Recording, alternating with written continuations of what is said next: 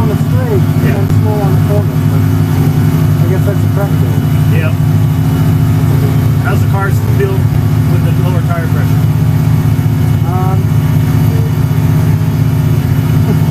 Feels better on the low speed, but not as good on the high speed. Okay, so we'll leave them where they are. Yeah. Just leave them where they are. Although the only thing I'm curious, is there a pressure difference between left and right?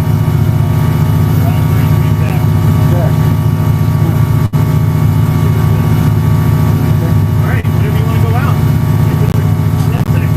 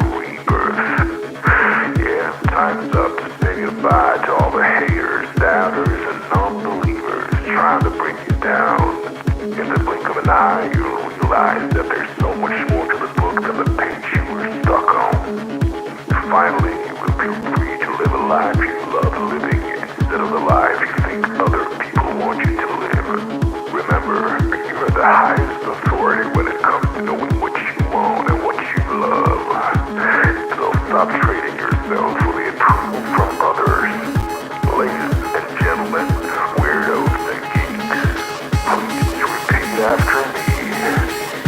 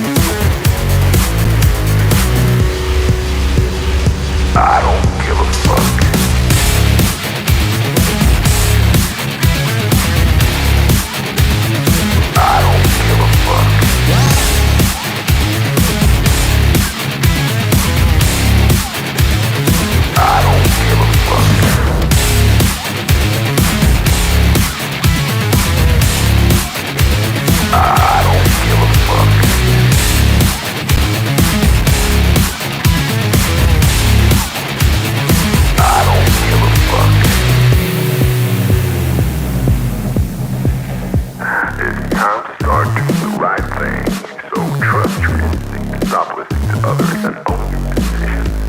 People will always tell you what to do and how to live. So let's create space for the matters most to you. You'll be glad you did.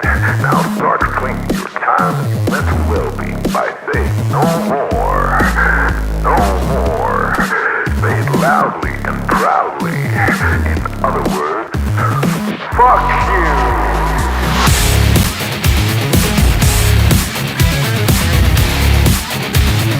I don't give a fuck.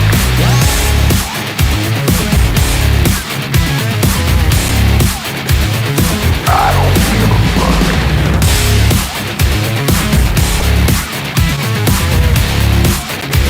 I don't give a fuck.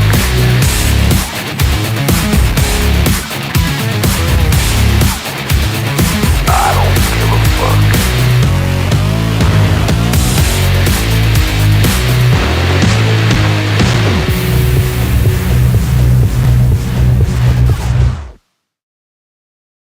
Target acquired. Eagle 1, first strike. You have permission to engage the target.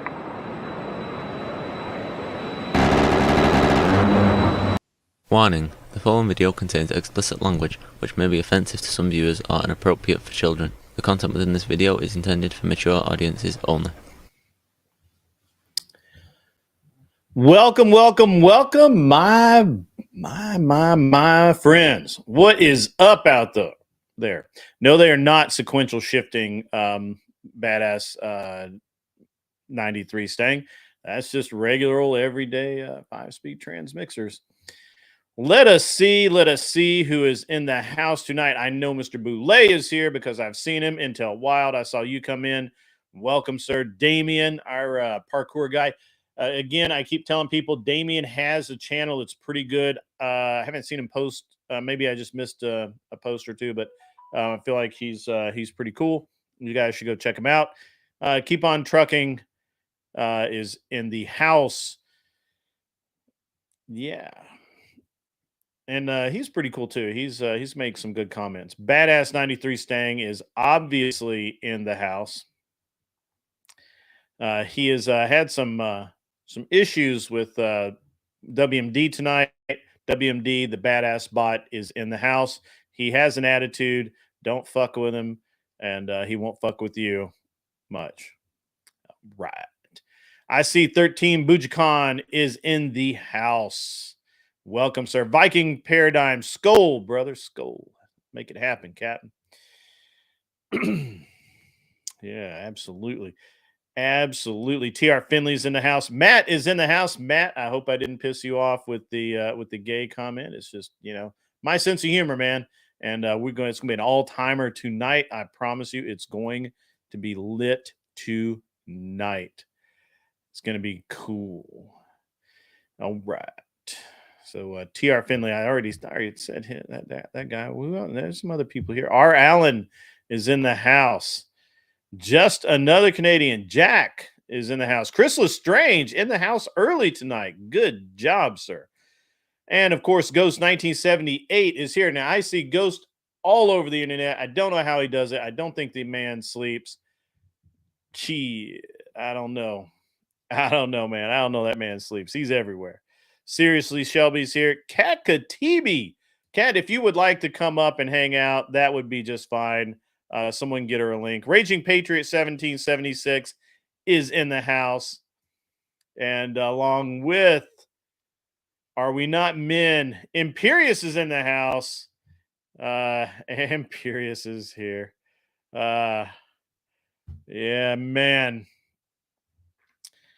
What are you dying of? And Glenn Lawrence is in the house. If I ban Imperious, I'll come on. I can't ban Imperious. Imperious is too much fun. He hasn't gone nearly far enough to get banned yet. I mean, he rides that edge pretty close, but he ain't done anything to get banned yet. But you can come on up if you want to. Smoking Patriot, welcome to you, sir. Cat, I do not think Cat loves you, Imperious. I'm just saying. Distant Lights, yes. Imperious lasted 3 minutes. That's actually the longest that Imperious has ever lasted, according to his diary. But we don't want to really go there tonight. It's going to be an all-timer tonight. I promise you guys. I promise you it's going to be fun because I have been I've been lighting them up left and right. What's interesting, guys, is I took an L last night with a little bit on a panel. We were debating, and I actually thought that we were debating. I actually thought that we were going to be debating like policy and like actually like debating shit that's like that you can debate, and it ended up just being these two guys and a Furby that Wiggly wagons are funny. That's hilarious. Welcome, Distant Lights. Introduce yourself to the chat if you would, sir. That'd be great. So I kind of took a little minor L because I wasn't really prepared, and I let those guys get away with some things that I shouldn't have, and I normally would not have. I called them on their BS, but the really weird thing is that in this debate, I'm going to use that term loosely, the two people involved, all he did was give stats. And here's a problem with giving stats in a debate, as anybody can tell you.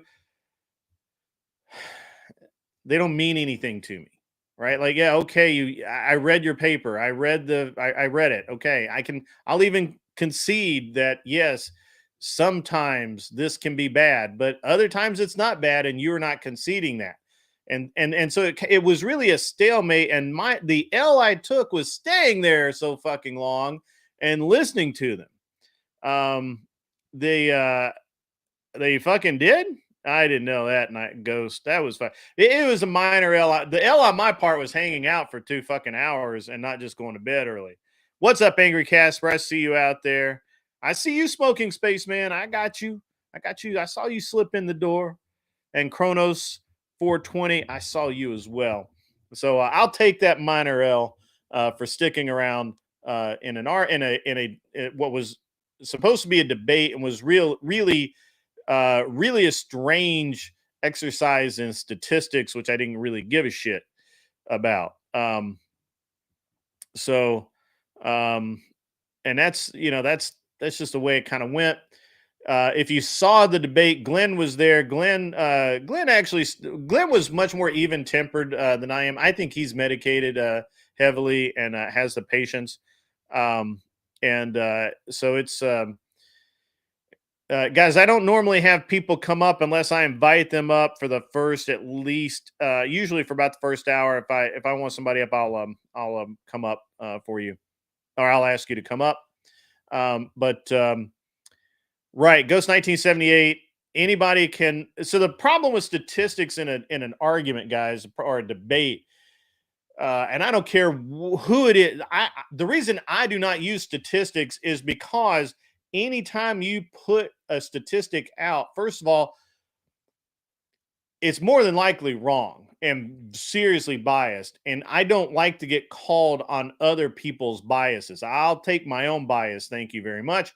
The second, they never actually stated a position other than orange-haired man bad. Okay, whatever.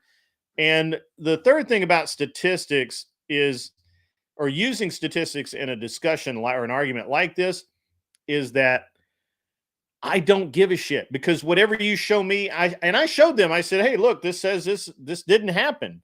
Well, no, it happened. This happened. Oh, whatever. This is how it works. And I'm like, whatever, man. I'm like, what the fuck ever. And I'll take my minor league L for sticking around and entertaining them, because I honestly, so first of all, I felt like the moderator is really new, guys. If you have not checked out his channel yet, there's a guy named who calls himself the Process. He's been on this channel before, and he came in and he debated in good faith. His channel's not bad. It's not overly left. I mean, obviously he's a leftist, but it's not overly left. He tries to keep a center when he's doing debates, but he really needs first of all, he needs subscribers. We need to get that guy monetized. Second thing he needs more experience. He really should have just moved it on several times. We wasted about an hour, maybe 2 hours. Just going back and forth on me stipulating that, okay, sure, your statistics say that, but that's not always what it means. And I really don't give a shit about your statistics. Whatever. So somebody needs to help that guy out. Somebody that's really good at moderating debates should take that guy under his wing or your wing, whatever, and help him out, because he's a good dude and he's trying to do some debate work. And and we need to support other channels anyway. So if you have I'm giving my Stepfire. I'm good to see you in the chat, buddy. I'm giving myself the L for entertaining their bullshit. I'm going to take an L myself. I'm going to pluck that L right off the case and put it in my pocket, because I sat there for 2 fucking hours, man, after I'd already stipulated several times. Yes, I get it.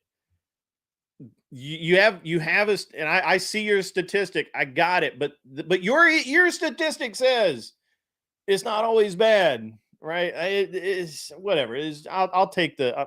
I appreciate that you thought I did well. I thought that honestly, I thought it was a bunch of mental masturbation between a bunch of idiots who really wanted to try and prove how smart they were, and they weren't very smart at all. And they never actually gave a position for me to deal with, other than that Orange Man bad.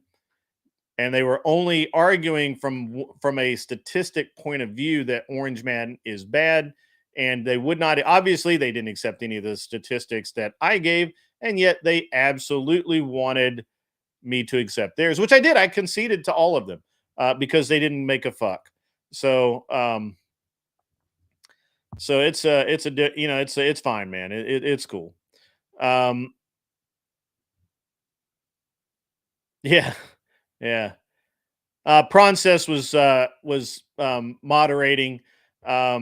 He really, well, as Stepfire, give me your opinion here as well. Look, he tried really hard. He just doesn't have the chops yet. But he means well. He's fair, which is solid. And I think that he's absolutely going to be. I think he'll have a great debate channel at some point. So Stepfire, your opinion is welcome on that, and it's fine. But yeah, guys, we need to support the guy's channel, because he's pretty new. He goes on Torsha's channel a lot and other places like that. So Mikey Balls, did he rate us? Mike. Oh, hey, Cat Katibi. Let me scroll down and throw you up there. What's up, Cat Katibi? Let me make you smaller so you don't freak out all the fucking time. What's up, chick? What's up? How's it going? Oh, not bad. Just I've been on a tear. I got to be honest with you. I don't know what is going on. I got cleared medically to actually work out last week. Right? Like, there's no limit, no restriction, just, don't hurt yourself, once again, thanks for the raid, Mikey Balls. Thank you, sir. So I got cleared. I've been working out, so I have like back pain and I have all that. And I think it's made me a little extra salty. First of all, I have a lot more testosterone flowing around. So that's great. And that's all I needed was more. And, so you got, you're not a guy, but guys know what it feels like when you first start working out again, and you haven't been able to work out for a while because you've been injured or something. And like that first week back, man, you're ready to kill somebody. It's great. I have been lighting them up. I lit them up on whatever last night. I lit them up. in this little debate yesterday. I lit him up on CT today, dude.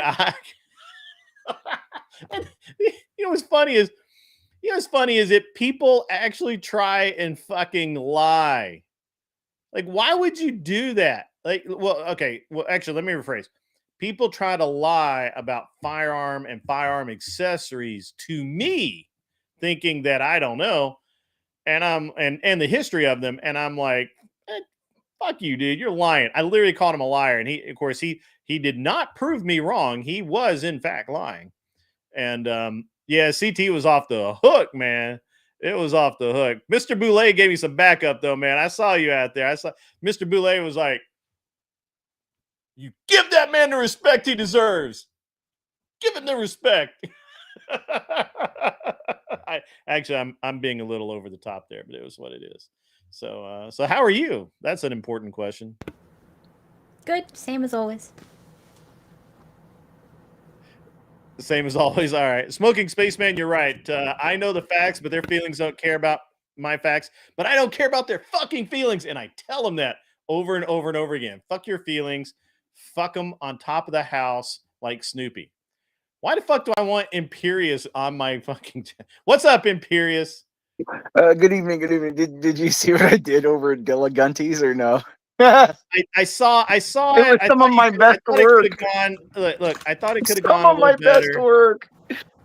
I thought it could have gone a little better, and he just, the problem. No, the funnier part was him talking about it for two. Like, didn't he go on? He said something about, like, someone taped it and gave it to me. He said, he goes on about he came in here making fun of the disabled, the LGBTQ, the people with less chromosomes, the what else did he say? Oh yeah, everything. He's it was just people who lick balls. He's like, how dare he? He said, he literally said, I came in there. He did not like you calling him a ball licker. No. Because even to the gays, that's like the lower position is the one who licks the balls. You should have gone ball washer, but I understand where you're at. I could have said ball fondler. I think that would have been more, sure, that would have been great. Mm-hmm. Yeah, Cat knows all about that, right, Cat? About what? How you lick balls? Oh, nothing. Never mind. It's all good, Cat. Mm-hmm. Yeah. How's your husband doing, Cat? Balls, how are you, man? Glad that dude's in here. Does he have chocolate salty balls? Is that Mikey Balls? Remember that song? He's a one-legged dude in a wheelchair whose last name is Ball, so you kind of got to call him Mikey Balls. Oh, gotcha. Right? I know another person who's legless. You remember Catherine? She's legless. She doesn't have two legs. She's a double amputee. I unblocked her because you. I know. She's all like, women, they're odd. She talks to me about it, and she's all. I kind of got sad that he did that, and then I go and say, hey, don't. I ask you to unblock. You do it, and now she's all frazzled, like 4 times, and I was like, yeah. Well, because she's funny when she annoys you. You get really annoyed with her. You're really funny. How you like it when I hit her. It's funny. So. No, she's a good kid, but yeah, she's legless too. I think, pretty sure. No, I think she's back on. I think she can still. I think she can walk again. Oh, unfortunately. How you doing, Kat? What's wrong, Kat? Are you scared to say anything? She's nervous. She's nervous because every word I say. Look, Imperious. Read the room. She can't wait till you leave. No, see the thing. I know how Persians are. I know she got a knife. No. Leg between the chair and her leg, just waiting to stab you in the face. I mean, no. See, that's the thing, though. I know both Latin and Middle Eastern women well, and I'm telling you that passion is just a signal of that she loves me. I mean, not in that way. She's married, so I'm not gonna, but she wants me for her hot younger sister. I think there's probably a younger sister there that's 18. She's an only child, I think. I have a sister. She's not 18. How old is she? Like 36. Oh God, she's half dead. No, thank you. Okay. No, but when they're young though, they get like a little spice as they get older. Grid. Like the when they're young, they're actually pretty compliant. But when they get older, I'm telling you that the Persian women, they get a little, they get a little more rebellious as Hold they on. get older. Jack, you cannot actually spurg here, man. Got to be cool. You can, Yeah. you can Oh, get Canadian, a yeah, little off the relax. range. You can get a little off the range, but you cannot. He's a good guy, though. He's a good guy. Yeah, he is. I've never had a problem with. No, you just gotta, because he'll just go for, and I enjoy him for it. I enjoy his spurgations, but Papa Penguin spurging is a term that comes from Asperger's syndrome, where people are driven to finish, or otherwise they're just have to do it. And so it actually comes from online debating, where people just have to get that answer out there, even after their time is up, or they're told to shut the hell up, or whatever. They just keep going, and they'll talk over other people. Their turn is over, and they'll just keep on fucking spurging. So yeah, there you go. So there you go. spurging can be good in certain situations, but it can be used tactically. Yeah. I mean, it's it's not all bad. So what did you think it was, Kat? Smacking yourself in your face? I thought it's like kind of like a rage quit.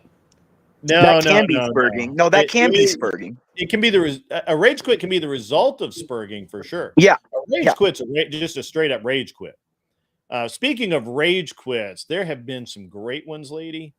Not lady. There have been some great ones lately, and although they're getting few and farther between, because they're clipped so much and people put them up. So you'll see guys just sitting there just so angry, but they won't dare punch out. They won't dare. Except for Destiny. Destiny will just take that L every time. He'll rage quit. He is not. Well, that's a girl's name, so I mean, what do you expect, dude? Destiny's a chick's name. Destiny's a stripper name. His real name is Stephen. Oh yeah, no, I know that. Yeah, but I mean, Destiny fits so much better. I just like saying that way. I just like saying it. Yeah, it's good when you call in and say, Steven, calm down, Steven. He gets really upset when you do that. Who? Yeah. It's like when I tell Kat to calm down. Look how angry she is, right? I tell her to calm down a little. Look at that look right there. First of all, you don't tell women to calm down. Oh, I do all the time. You know what I used to do to my ex-fiance? I used to tell her to calm down and I'd pat her on the head. Oh, how do you feel about that, Kat? Right. So anything else? Yeah, I know Stephen Bonnell is Destiny. I was being a little funny. Thank you though, Jack. I appreciate that. So what else you got besides the Dilettante? I've had a great week. I think I had a couple other spurgs. You've gotten banned a lot this week. You've got a couple more scalps. I'm proud of it. It's hard work, but it's rewarding work. It's tough, but Kat, when you look at your pride. What was that? What? I was just, Kat says, thanks for that ragging. And I was like, are you what? Wait, huh? What? Because typically when women use that term, they're speaking about a very specific thing. No. Just don't worry about it. Yeah, I'm always super nice on Kat's show. Oh my God, great! It was so terrible. I'm so well. I thought he was chill, like a normal person. Totally wrong. He started being racist. Imperious? Yes, Imperious started. Hold on.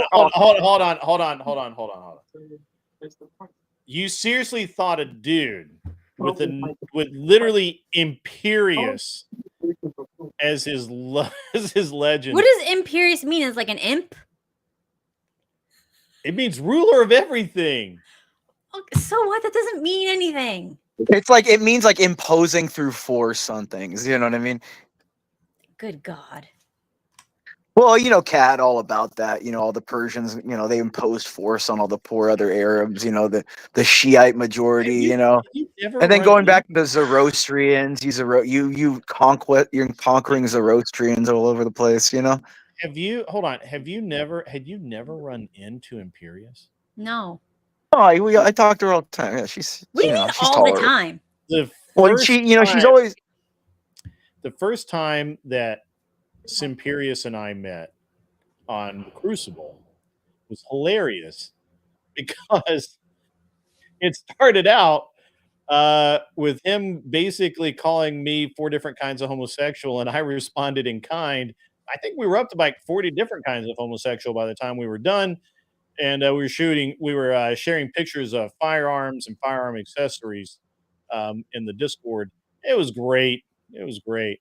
You Yeah, know, but that's the thing. Like, guys, that's why. Like, I was talking to EAE. Do you know EAE or no? You probably know him from CT's show. I don't know. yeah, yeah. But I mean, I don't know him, well, yeah, but he's like a mod on there. But anyway, I still he's like you. The thing is like guys should know they can rib each other. Like men rib each other. That's how you like men understand communication and how we evaluate each other in different ways. Like, Yeah, when two men are talking and you're trying to like feel someone out, you rib each other and you see how the other person can take it and how if they have thick skin like like a mega man, dude, and doesn't flip out like a chick and get all worked up and get all just someone who can be relaxed and cool is like just a real guy. yeah. That's what they don't have anymore. You don't have that. Nowadays, you got all these like I feminized kinda need to males. get back to my monologue. Oh, I'm sorry. I'll go back to quiet. I'll have another beer. It's all right, man. I was just like, why is who let you up here? I was like, why are you here? That's all right. Anyway, so now that we've had Imperius has interrupted us and moved us into whatever. But anyway, back to the monologue. Yes, I in the liberal versus or the Kamala versus Trump voter debate last night. I do not take an L for the debate. I think that I think I held my own. I will take an L for putting up with it for 2 fucking hours, and I should have moved it on a lot earlier. And at one point, I actually kind of took over the moderation there for like 2 seconds and was like, "Nope, you talk, okay, good." And it's just what is what it is. What else happened this week? That was so last night, whatever. It was boring as fuck. I mean, absolutely horribly You know boring. what I'm tired of on that show grid? I'm really sick. I subbed to his show and every time I see his show on, I see these AI chicks that are prettier than the dogs that are on there nowadays. They're all butt ugly, and Well, I'm tired of it. I'm tired so of they these butt ugly chicks. had this OF model. Did you see the show, Kat? You were in Well, bed probably Yeah. by the time it came on. Yeah. yeah, 'Cause you're she was cooking dinner probably, right, Kat? You're always a good no, cook no, with that. no. She's all the way in Florida, and she goes to bed at like 9:30 or some crap like that. I'm actually shocked she's here right now, but whatever. So the so they have this Asian girl. She sounds so sweet, so demure. She's an OF girl, and she's literally talking about how she makes 6 figures a month over the last 2 months on her little channel. And she's only going to do it long enough to pay for school, but she basically in the 2 months she's made enough to pay for her school. And I was like, and all the girls are just fawning over her and telling her how great she is. Oh, it's so good that you're paying for your school, and you're so great. And of course, I sent in a couple of TTSs that lob some grenades in there, remind them that she sells pictures of her butthole on the internet, and asked her why she couldn't afford an actual shirt to wear to the show instead of her underwear. And so that got things talking. And then, of course, once that happened, once there was a chink in the armor, the other girls started picking at her, and it became way more interesting until Andrew got there. And then, of course, then I went to the debate. I literally like threw the grenade, started the shit, and pieced out. That's what I did last night. And it's a growth industry. I advise you to try it. And but yeah, Stepfire is yeah. I'm not trying to. I wasn't trying. You're never trying to change their mind, but you're just trying to push them on their position and either show them the fallacy of it, or you can maybe show them where their logic breaks down. The problem is that they really wouldn't face the fact that their logic broke down because it was literally just based on statistics. There was no like, well, this is what's going on. Yes, they couldn't. They could not answer. Actually, they couldn't answer any questions, at all, and basically, to some degree, Angry Casper, you're right. It was Destiny shit talking points or talking. Grid. You did the right thing, buddy. Like, see, this is the thing. I'm very good at spotting people in bad faith very quickly, and I so I called just them on burn it being all. bad faith. Yeah, so I just burn it all to the ground, Grid, and you just did that. You learned, that's what you do. You burn these whole things to the ground. You throw the argument and the shit to the wall, and you take the argument to its most extreme conclusion, and then Mhm. you rile it all up and destroy it all. Like, burn it to the ground, Grid. I've been really kind of. I don't know what's going on. I mean, again, I don't. It's just been that way for the past few days. Grid. You're hearing the call of the Klingon, the call of the warrior. No, I'm just being me. You guys don't seem to understand. But so the debate, I really should have been a little bit more. First of all, I felt like I didn't really know who these people were. I really didn't want to like really go hard. And one of the things about just jumping into a debate like that is it was a honest. All right, so here's the deal. There was a guy. As a matter of fact, guys, can you reach out to Tiki Tack and see if he wants to come in and hang out? We'll chat about it. But the God, I think I've talked to that person before. oh, Tiki Tack's awesome, dude. He's a great dude. Yeah, I think so. I think I have. Yeah, He's the firearm expert, right? He's a firearm dude. He's a motorcycle guy, I think. Motorcycle. Yeah, I think I've talked to him. Yeah, he's on the Crucible. $5 from Raging Patriot. Cat's here because her husband is in his cellar box in the garage. Soundproofed box. Someone save him. Yeah. I mean, can you imagine? You know what she's doing? She's playing she's putting small amounts of poison in his food over a long period of time. So you can't really tell what the chemical mixture was.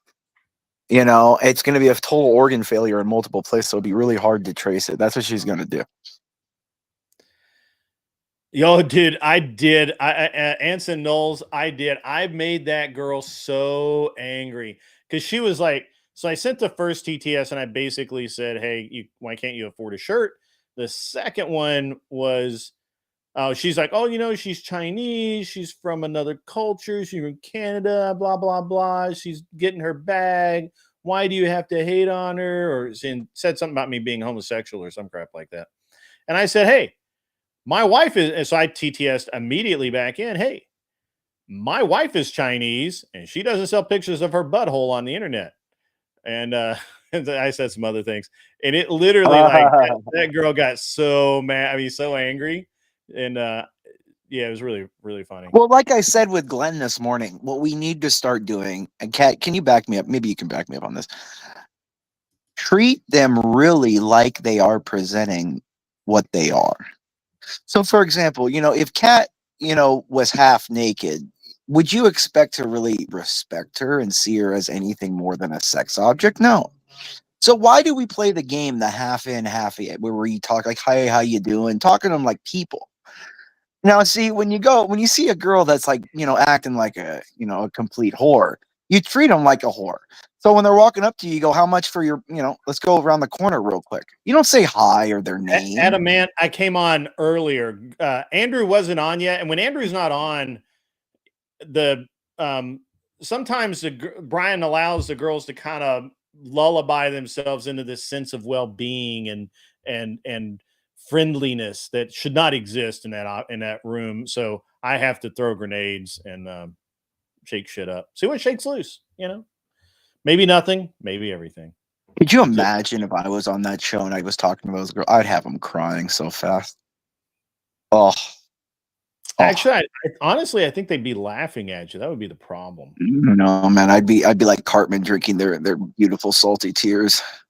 Their tears of unfathomable sadness. Yeah. And now I will always picture you as Cartman. Oh, I am Cartman. Oh, I used to terrorize Mr. E because he would be my Kyle, and I was Cartman. You know what I mean? So I was always torturing him. Yeah, Kat. So EAE says he'd be banned within 10 seconds, shaking his head. Yeah, hell yeah. Cat, you can do the fist pump. Hell yeah. It's okay. It's okay. You're in a safe space, Cat. You're in a safe space. You're all right. You're okay. So anyway, Kat, so what have you been doing? I caught your song I think this morning, and I couldn't see it, but I could feel half the men in the world go full soft. Even if they weren't full stiff, they definitely went full soft. Wait, what happened? Did she go without makeup or what? What I happened? don't have No, makeup no. on. No, she has this song, and it's actually not a bad song, but it is Oh, is just she like the good-looking girl with the horrible voice who thinks she's a no, she has singer? a great voice. It's just the words are just not. Oh, she needs a songwriter, huh? She thinks she's a songwriter. I mean, she is a No, songwriter. I mean, there's nothing wrong with that if you're just the singer and not the songwriter. Oh my What's wrong with god. that? Some collabs Yeah, would like, be great. Yeah. So I'll be your songwriter. Let me be the song. I know, I know. I Oh am. god. I am a great linguist. I can take your career to the next level with my lyrics. Mm-mm. Never mind. That's bad. The poor Okay. Grid. Look at him. I Grid, was gonna- I'm taking you to the dark side where you're gonna start saying things like bad things Well, I online. already do Grid. that. I already do that. I mean, Yeah, I but Grid, literally commented this morning that half the men in the world got soft, and everybody, and I about killed this Australian. He was laughing so hard, I thought he was going to die. yeah, Like, yeah. He was terrible. Yeah, I like discussing the most the uncomfortable things in life. You know, I like seeing people under pressure. And, you know, Yeah. under pressure is where people show who they really are. You know. Well, this is all cool and everything, Imperious, but I need to move on with the show. So if you don't mind, Oh, dropping down, you don't want me on? Oh, I thought this was call-in night. I'm sorry. Oh, okay. no. Saturday night's chill stream, bro. Oh, Wednesday I'm night. sorry. Okay. Yeah. You know, I'm not, a I was just familiar guy. humoring you because you were funny, and I've got a lot of. Oh, okay. Well, I'm not really the online. I just kind of go around and bring death to people I on the know. panel who I upset me. understand You know. exactly what you are. Yes. Okay. And I'm Okay. okay with Well, Cat, tell your husband if he ever needs somebody to write his will for him because he may be dead soon. I'll be happy to oblige for that, Cat. Okay. Mhm. We'll get that trust put in real quick, so we don't have to worry about any foul play. Grid. Have a great Thanks, evening. man. Appreciate it. Just another beautiful stream, Grid. It's always great. We're just getting It's a, started, bro. yeah. It's I'll be listening. Thank you very much. Have a All great right, night. cool, man. Great, thank you. All right, so Cat, don't look so happy. Cat's like, yeah. Oh, that's funny. Cat upgrade security. That's fucking funny. Upgrade. That's hilarious. I love it. What's up with that? All right, so Kat, what do you think about how the election's going so far? I don't. And do you consider yourself garbage? No, I don't really follow the election. I mean, on the TikToks and stuff, I see those clips of them blowing up, ballots, or like it fell off of a truck, or somebody lit it on fire and whatever, like trying to say, look, there's all this tampering. I don't know if that's real or whatever. Never mind. It's an old commercial. Oh, yeah. So, I don't know. I think most people would vote for Trump if they allow it. I don't know. If they allow it, okay. Who did your husband tell you to vote for? He didn't tell me anything, but I'm voting for Trump. Okay. I just made an assumption that your husband wrote down what your ballot choices should be, so you go in the box and just fill it out the way. No, my dad would do that, but my husband is I got you. Okay. Yeah. Actually, Raging Patriot, I actually have a way to do actual callers. The problem is I have to use my Google number, and I let it lapse, and it's being a pain in the dick to get it reactivated or whatever. So, But I do have, I can do that. I don't know why you would want to call in on your cell phone and just have a random voice. So, but, and not be up on screen with everyone else. That'd be great. All right. So, Kat, how's your channel going? Are you making progress? You getting some likes? You getting some subscribers? Did you mute yourself? Damn it. Like a few people come in. What? I love that. Okay. All right. Keep going. So, I'm I don't sorry. know. A few stragglers from the internet come in. Few stranglers. Okay. Okay. All right. I try and send people to you as much as I can. I tell them to go check out your channel. You're very erratic though. So the one thing that really works is same time, same day. I only do it Saturdays at 7 my time. That's like 6 everybody else's time. I know, like normal people. What does Kat talk about? Well, I think if Kat actually talked mostly about women's issues, I think she'd do awesome because she's really good at it. But I don't know. What are you talking about now? You're trying to be funny now, right? You don't have any arm hair. You don't have. Where's your muscle at? What happened to the muscle that goes on that arm?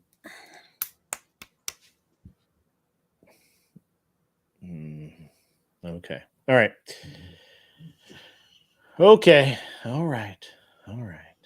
Damn, shave those arms. That's funny. All right. All right. Okay. Well, all right. So I'll just move on since you don't, you want to plug your show really quick and talk about it before I move on. Okay, let me think. I am doing a show on Saturdays at 7 Eastern, and the topics for this week are, well, relationships and hoology, health, social issues, conspiracies. What kind of conspiracy theories are you into now? Well, this week we're doing how movies are a psyop, and Trump conspiracies, and Damon's making me watch some documentary called Cave of Bones, and I have to like figure out what that's about. EAE has it right here. You should really kind of focus on hoology. Yeah. We're going to do that first. Yeah. I mean, like, really dig down, not chew on it down to the bone. Yeah. All right. Yeah. That was funny. All right. So what else has been going on this week that's cool? My airplane's almost ready to paint. I'm like super happy about that because it's fucking taking forever. Almost done with a couple of my car projects that I've had going on. So about to try. I think we have a building project coming up that's going to be a real pain in the dick, but that'll be all right. And that's a real thing. What's a real thing? I missed something. EAE. What do you mean? What's a real thing? Hoology? It is absolutely a real thing. Yeah, no, that's a real thing. Yeah, that's a real thing. My husband did say I was getting too skinny. Does this look too skinny? It looks like you might need some protein and a couple of trips to the gym. Damn. But skinny is good. Mm-hmm. You have a minor. And so the interesting thing about every election cycle is how many people all of a sudden become political experts on issues that they have no fucking clue about. My favorite are the ones that they just literally read the headline in fucking USA Today or whatever, and all of a sudden they're fucking experts. And these usually kind of revolve around a few 2A, right? trade and economics and finance,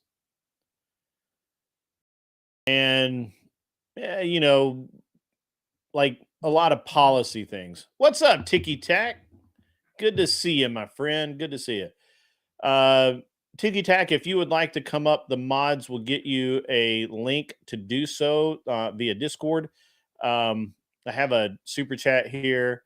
$2 from Imperious. You seem to have dropped a couple of zeros on that, Imperious. Thought you could add. I thought you were a smart guy. Sounds like a bunch of BS to me. EAE equal do funny. I don't think so. I think he's probably straight. And if not, I don't care. He can be gay. I don't have a problem with gay people.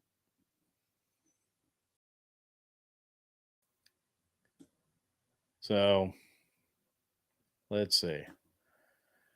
All the lefties on Facebook coping hard. Why did that not show? There it is. And IG are coping hard. Yeah, absolutely. It's a really interesting thing. Clover Tack. I am and expect because I say I am an expert, and that is that. I know you're an expert. I'm, you're cool. Calm down. Calm down. It's okay. Anson Knowles has been in the bourbon already tonight. I'm a single issue voter. Since all modern politicians are socialists, I don't vote for them. I mean, makes sense to me. Paralegals only make so much. Oh, that sucks, man.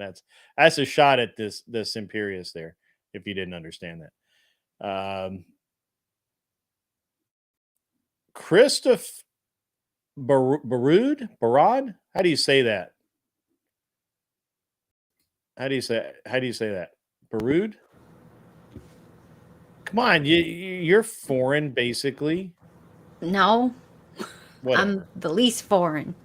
No, you're not. You're Persian and Cuban. Born here, raised here, only speak English. Interesting. There we go. Cool. Cool, Mr. Boulay. Thank you. Christopher Barad, dubbed the world's most accurate economist, claims Trump will win. Yeah, how would you not? His name is French, apparently. Okay. I don't speak France. Yeah. All right. Hanson Knowles is on a roll. How much scotch have you had, sir? Trump will win, but he won't be president again. I've said similar things. We'll see. We'll see. We can only hope, right?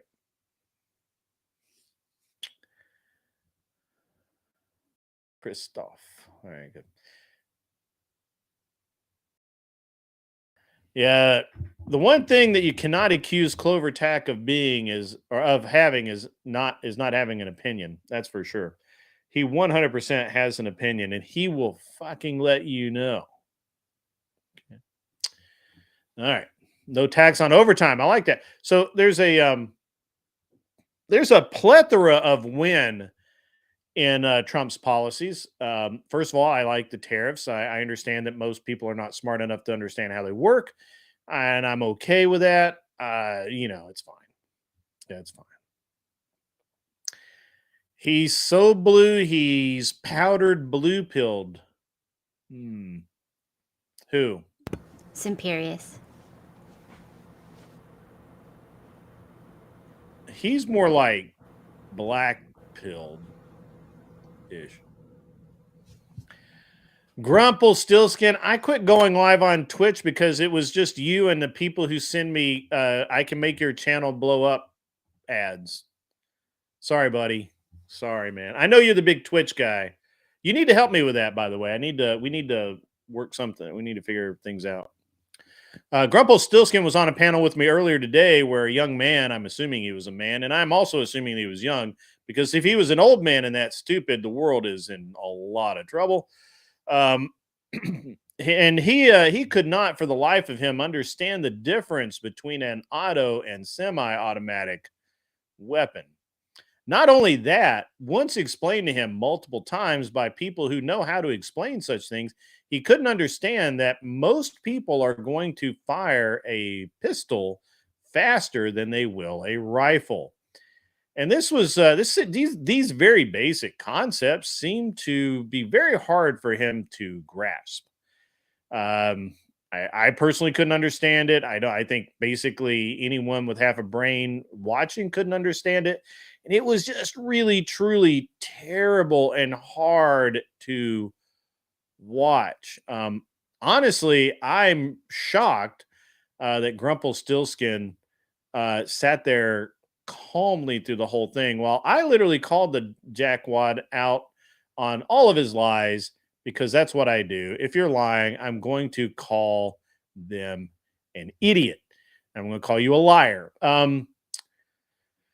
Clover Tack, this was over on CT's channel, is a guy named Reese, Race or whatever. He spells his name Reis. So automatically out of the gate, I have to assume gay. Sorry, just the way it is. And but yeah, it's a it kind of works out. So the and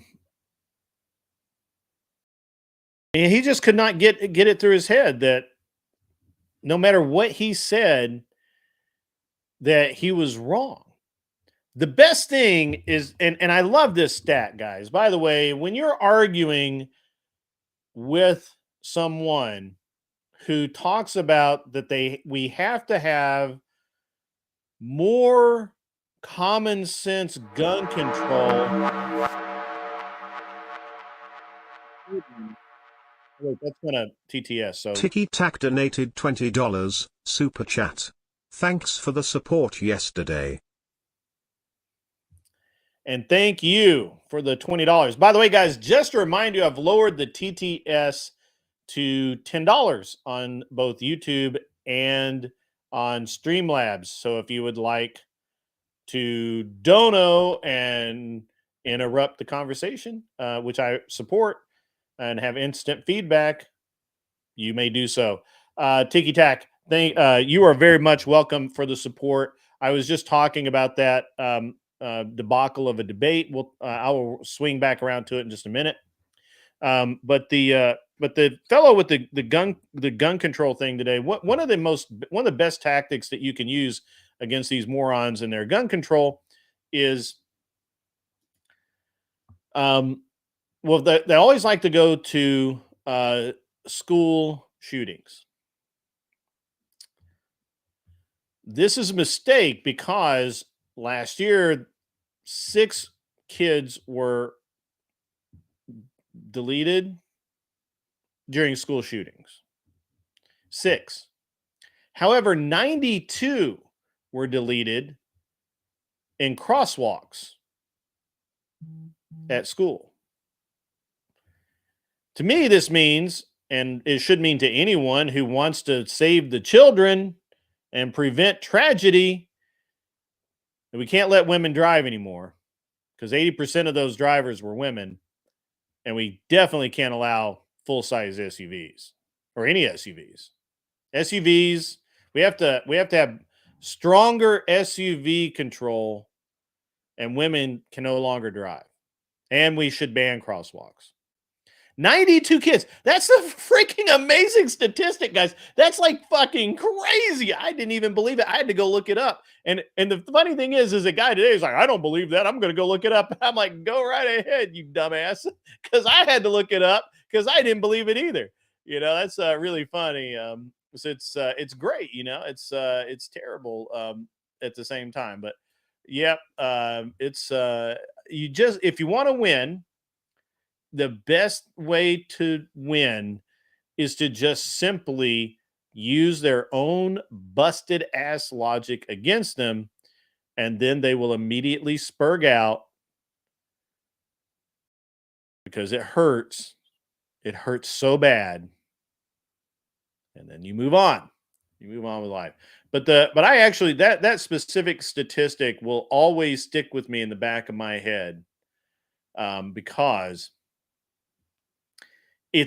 now there were more children injured in school shootings than 6. But everyone specifically says deleted, right? Everyone says that. But nobody wants to talk about all these kids getting run over by women on their cell phones and their SUVs drinking their lattes. We also have to, I mean, we probably need stronger Starbucks control. I mean, just to be honest, nobody deserves a super hot latte without a tax stamp, right? So I'm just saying. Yeah, there were like 4 guys explaining this poor sap. He just doesn't want to understand it. But you really gotta, just use the best arguments that you've got against him. So it's right. Kat Katibi used to be my co-host until she, I guess her kid's school schedule changed and her life is a little more complex, and so she just, that's fine. And I can carry the show by myself. That's no problem for me. And Kat is doing her own little hilarity streams. Guys, by the way, she does have a channel. If the mods could spam Kat's channel, that would be great. And I will be happy to. I really want to help Kat. First of all, we need to get Kat monetized. Get your wife to watch some. Look, I'm telling you, get your wife or girlfriend to watch some of her female healthcare videos. They're helpful. They're actually really great. They're really well done, and keep her away from the things that have gotten Kat strikes and that sort of thing. Keep her away from basically anything with Damon in the title. Just no. Dudes only. So just saying. $5 from K2 Keep On Trucking.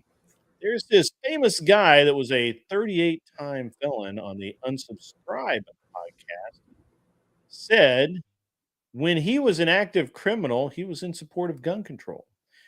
Fuck yeah, he was. He doesn't want somebody to shoot at him. That's dumb. Why would you not want to be why would you want somebody to be armed and that could shoot at you? That's funny. So, yeah, I like Clover Tech. If there's a gun, I want 100% control of it. Absolutely. That is my theory of gun control. If there's a gun, I want to be in control of it. I usually am.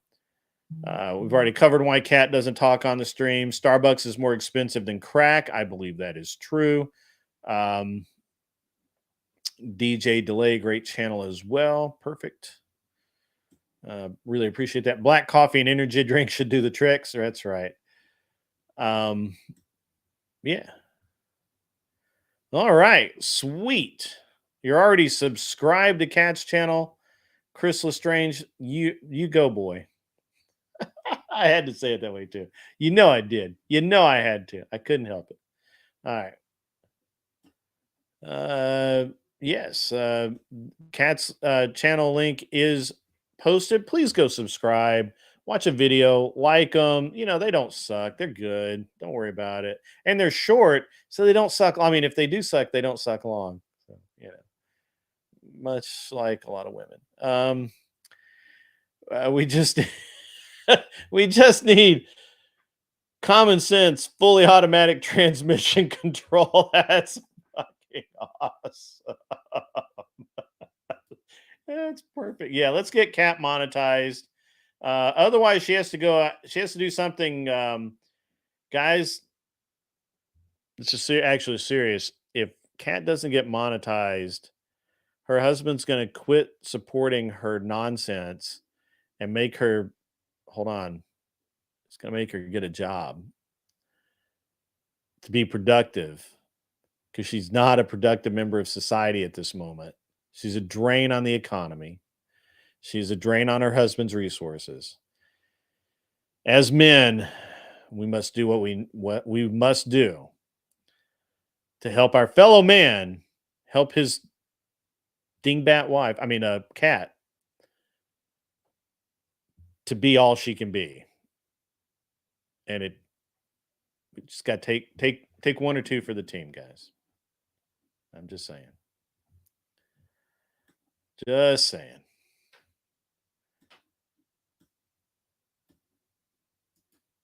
Clover Tack. I already mentioned it. The guy's name was Reese, spelled Reis, and I don't know his last name. I didn't care to look.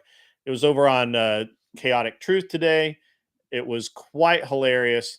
It was a great time for me. I was having a lot of fun right up till the point in time when I had someone call about airplane stuff, and I had to tend to airplane stuff. So that's it. Yeah, no, they don't really know anything about guns. It was literally me and Grumpelstiltskin that made this happen. No telling. No telling. All right. I feel like I've been through this. I think I went back too far. Yeah. I actually made this exact point.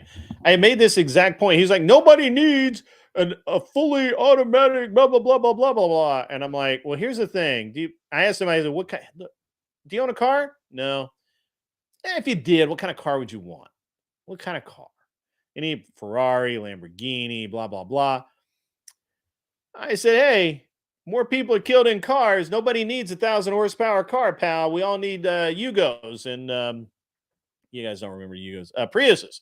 Well, everybody needs Priuses, and that's it. You get a Prius, because 1,000 horsepower, too much for any one man to handle. And point of fact, the Dodge Demon, which comes stock with just a tick under 1,000 horsepower, bone stock off the dealer floor, the Demon Red Eye. I think every E5 in the country has crashed one of those, because it's what they do. And yet you can go without even with nothing more than a driver's license and buy. You don't even need a driver's license. You can just go buy one. So I'm just saying. Just saying. Which same thing can happen with the Glock and extended mag? You're gonna have to help me out. I know it's not about saving lives, Clover Tack. I get it. I get it. All right, guys. We're gonna go ahead and start taking guests up. Cat's starting to yawn. I give her another 15 minutes, maybe 20, and she's gonna be like, "Peace out, guys." So if you want to come up and chat with the awesome cat, come on up.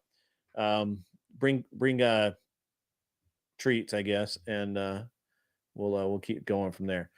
$5 from K2. Keep on trucking. Again, thank you, sir. I really appreciate it. There's this oh no, I already read that one. What happened? I must have I zapped something. I don't know what the fuck I did. It doesn't matter. Holy crap. I do not. I have a 12-year-old or 14-year-old now that uses a push mower to mow my damn grass. Because legend. Are you okay, Kat? You look What? distracted. Oh, no. I'm not ignoring you. I just literally was like in the entirely wrong portion of this. Savage Red in? Man, oh yeah, there's Savage Red. What's up, buddy? We got a lot of cool people in the house now. Paige just subscribed. Thank you, Paige, for subscribing to the channel. They gave them out as key rings for which brand of USA made cars. I gotta see the other part of it. Hang on. Your old man had a Mad Yugo? Yeah. I had a Yugo. They were made by Fiat. The ones that came here were mostly made by Fiat anyway, and they were a really piece of crap Yugoslavian car. Yeah. Just saying. They were crap.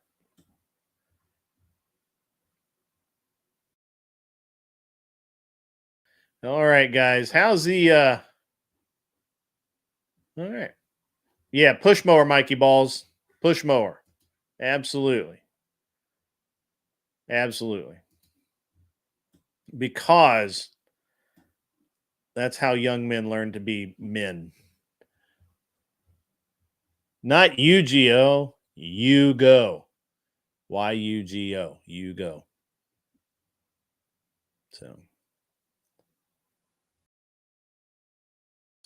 anyway. All right, guys.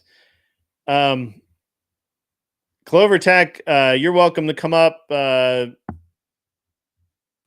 Ticky Tack, if you're still in the house, you're welcome to come up. Savage and Grumple Stillskin, if you guys would like to come up, just basically, if we could, kind of limit it, but if you guys want to come up, that's fine. Flo's here. He's being awfully quiet. That's suspicious. Push more with or without the mower kind. No, it's motorized. This motor. I wouldn't do that to him until he's 18. And then that's funny. Yeah, Flo probably took off, man. He's got things to do. He doesn't have time to hang out with us. Not enough drama. Hey, Cheryl, how are you? Oh, you just went live? That's cool. That's cool. So what else has been going on before the mob comes in? What else has been going on, Kat? Anything cool? How's your kid? How's your husband? Everything Good. going on? Good. Nothing new. Getting a new car. New car? Yeah. Gonna Tesla? You going No. Tesla? No. I get the most boring. I only drive a few blocks every day. Why don't you walk? Because it's there's a highway. Okay. Later, dude. Good to have you here. I hope you enjoyed the stream. Hook Dog. That's a pretty cool screen name. Yeah. Cheryl, I am doing well. Kat is doing well. Everyone is doing well. Again, if you, by the way, guys, once again, the Shill for Cat stream, please go get her monetized so she doesn't have to get a job. So I actually think it's hilarious that your husband's like, you got to go get a job, or this has to work out, or you got to get a job. I think that's freaking hilarious. Nope. It is, because you don't do anything but sit at home all day. What's with the stock? Car talk. No. I did not talk about cars. I'm getting a car. I don't know the brand. You don't even know the brand? I pick the color and the color of the leather. That's all I care about. What color did you pick? I picked, it's like a space glittery gray, right? And inside, so gray. Yeah. And inside it's like a, I think it's called cognac leather. Red? Kind of. And then it has orange piping or stitching. I forgot. Orange? That's horrible. You picked that? Mm-hmm. What? What? I mean, so, Kat, there's this thing that we talk about when men buy cars and all of that. And it's this thing, you may have heard this term before. It's called resale value. It means at some point you're going to sell the car. And weird cars resale value. It looks fine.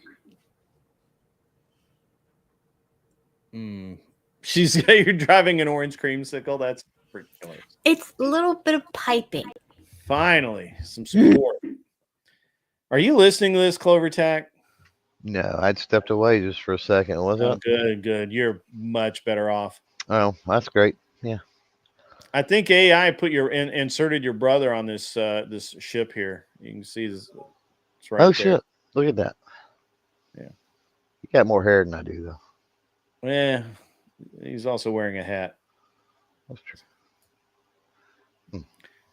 Yeah, let me. I'm going to throw Ticky Tack the link and let him get up here. So we can talk about that great debate last night where dudes were. I actually don't understand how stupid people are until I'm face to face with them. And then I'm like, oh, yeah, you're dumb as a box of fucking rocks. People like to run their mouths about shit they don't know. Well, so you missed the intro, right? You missed the first part of the monologue. Probably, yeah. Oh yeah, definitely. I come in about I don't know because you got like a 4-hour fucking intro thing, so I don't ever know it's when 20 minutes, bro. Whatever. Minutes. Like Australian time or some shit maybe. Don't be Jimmy Buffett time might be 20 minutes. Hey, I used to like listening to Jimmy Buffett. Oh, I didn't agree yeah. with his lifestyle, but I liked the music. Yeah, hell yeah. So, yeah. Anyway. All right. So, yeah. So last night, well, we'll wait till Ticky Tack jumps on. He'll be here in a second. You want to have car talk for a minute? Yeah, we have car talk for a minute. Hey, so Cat doesn't understand resale value. Oh yeah. Okay. Yeah, women don't. Is your car iPhone gray? Grumpelstiltskin just posted that. Is it iPhone gray? Come on, you can admit it. It's okay. Did you take your iPhone out there and like compare it? Like, It's light gray. Okay. All right. When did gray become a color? Sticky. That's like super popular now, and it's just I don't think they're ugly. Curious. I only do like four. I only do four or 4 to 6 at a time, and you've already been up, man. Calm down. When Cat pieces out, I'll bring you up or something. So, real quick, talking about dreamsicles. Oh yeah, yeah, it's a monster. One of my favorite. Orange. One of my favorite. Yeah, it's pretty good. It's not as good as the Rain dreamsicle. I don't think I've had that. Yeah, you should get that. And the C4 one's really good as well. Yeah. It's I'm kind of weird. I actually like full throttle. Most people don't like that. Yeah, but I tend to enjoy it. I really like the citrus taste. I see that. That's cool. Yeah, I mean I like citrus anything really. Imperius needs a shorter leash. I mean, you gonna hold it? Do you want him that close to you? I don't want Imperius that close to me. I'm drunk and want to make fun of Cat. No. No. But at least he's honest, right? Like, come on. He's more honest than the people we were debating last night, Tiki Tack. Yeah, you have to give him that. Yeah, it's so that debate, getting into it, I had no clue what the fuck I was doing. How did this all go down? I'm trying to understand, because I like the idea of Process kind of, if he wants to be a debate channel, I kind of like the idea of him doing that, because he seems very even and he seems to be very fair. Yeah. It's hard to find. I would totally agree with that. I talked to him a lot on like DMs and stuff, and even with the fact that we're kind of buddies on this, he's still able to give a good balance whenever he's hosting me on these debates. Yeah. So the at the end of the day, he I think that we need to get this guy. I mean, look, I people help me out. I think we ought to help other people out. They need to like, subscribe, do all the things, and get him monetized so he can make some progress in doing this. Just like the same thing with Cat, right? But I did appreciate that he was at least trying to be a good mod. Somebody also, if you actually talk to him in DMs and stuff, you need to probably invite him into the Crucible. He really needs to learn how to be a mod. He was getting walked over. That one dude was monopolizing so much and just saying the same thing over and over and over again, even after I conceded the point. All right, yeah, sure. Tariffs can be bad, can have a bad effect on the economy. I agree, but they can also have a good effect, and you will not concede that. And until, I mean, I don't care if you do or not, because if you don't, that just means you're stupid and you lost. But if you, and I, you know, I Well, didn't know that I wasn't there at the beginning, so I couldn't go as hard as I wanted to. Well, But I think the one thing they're getting messed up about tariffs is that the tariff increase on percentage, there's technically nobody who's responsible for paying that. It's whoever chooses to pay for it, whether it's the like if the United States has a tariff against China, yeah, sure, the United States could pay for that extra percentage to get product if they feel the need.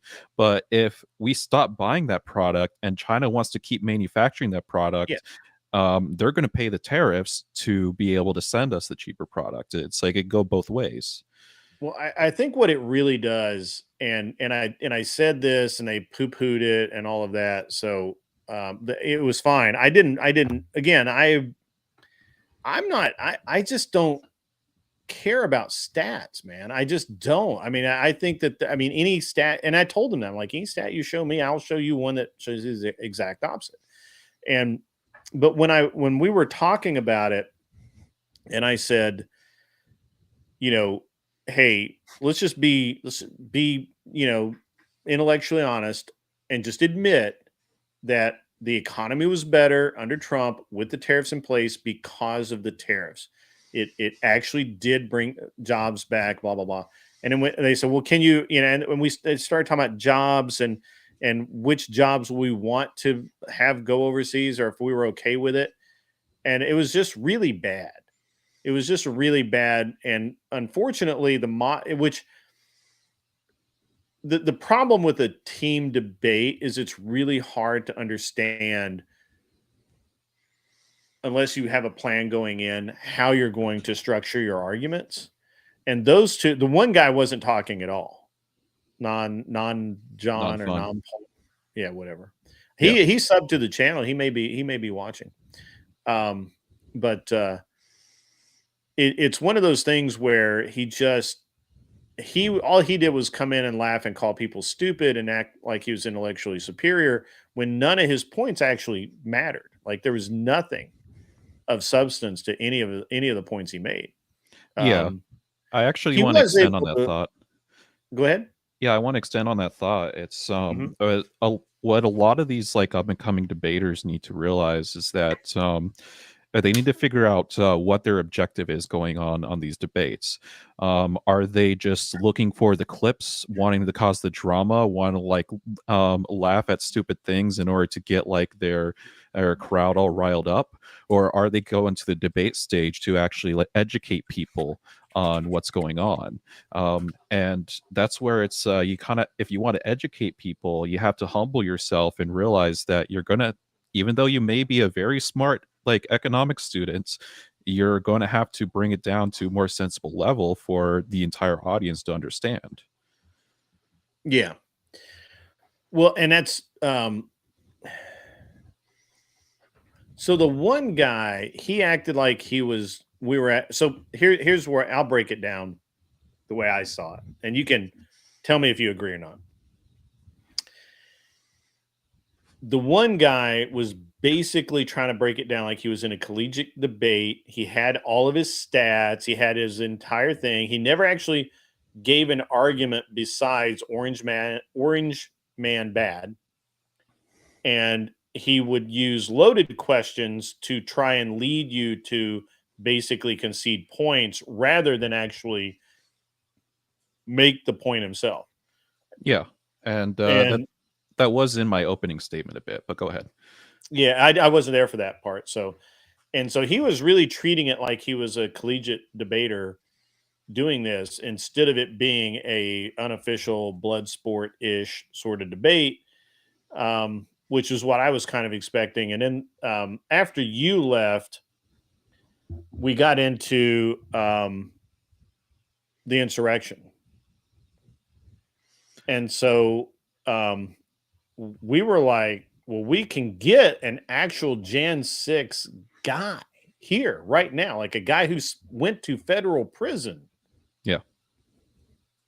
Like I can get him. Like he's been on my show. We can get him right here, right now. If you want to actually have facts about Jan 6, I have an expert witness who spent 3 years in federal prison for that. And they did not want that at all. They literally said, no, we don't want that. Okay, cool. Mm-hmm. Well, they just want to hear the high level facts on everything, and they don't actually want to dig deep and make conclusions. You know, it's it sounds a lot of times it feels like they're trying to just regurgitate other people's narratives, and they're not coming up with conclusions themselves. That's one thing I saw. DGG.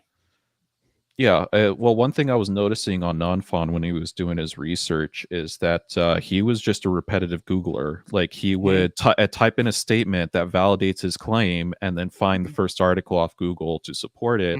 And I was able to actually get down all of his articles and write it down. They are all opinion pieces from economists that honestly are just saying Orange Man bad, and here's a fancy chart, and here's my line that I drew on saying this is how inflation's going to go. It really was that. Fucking Casper, I love it. Why can't debate pros let people finish? Because TikTok lasts 20 seconds. That's fucking hilarious. Also accurate. That'll be a t-shirt. That's gonna be a t-shirt.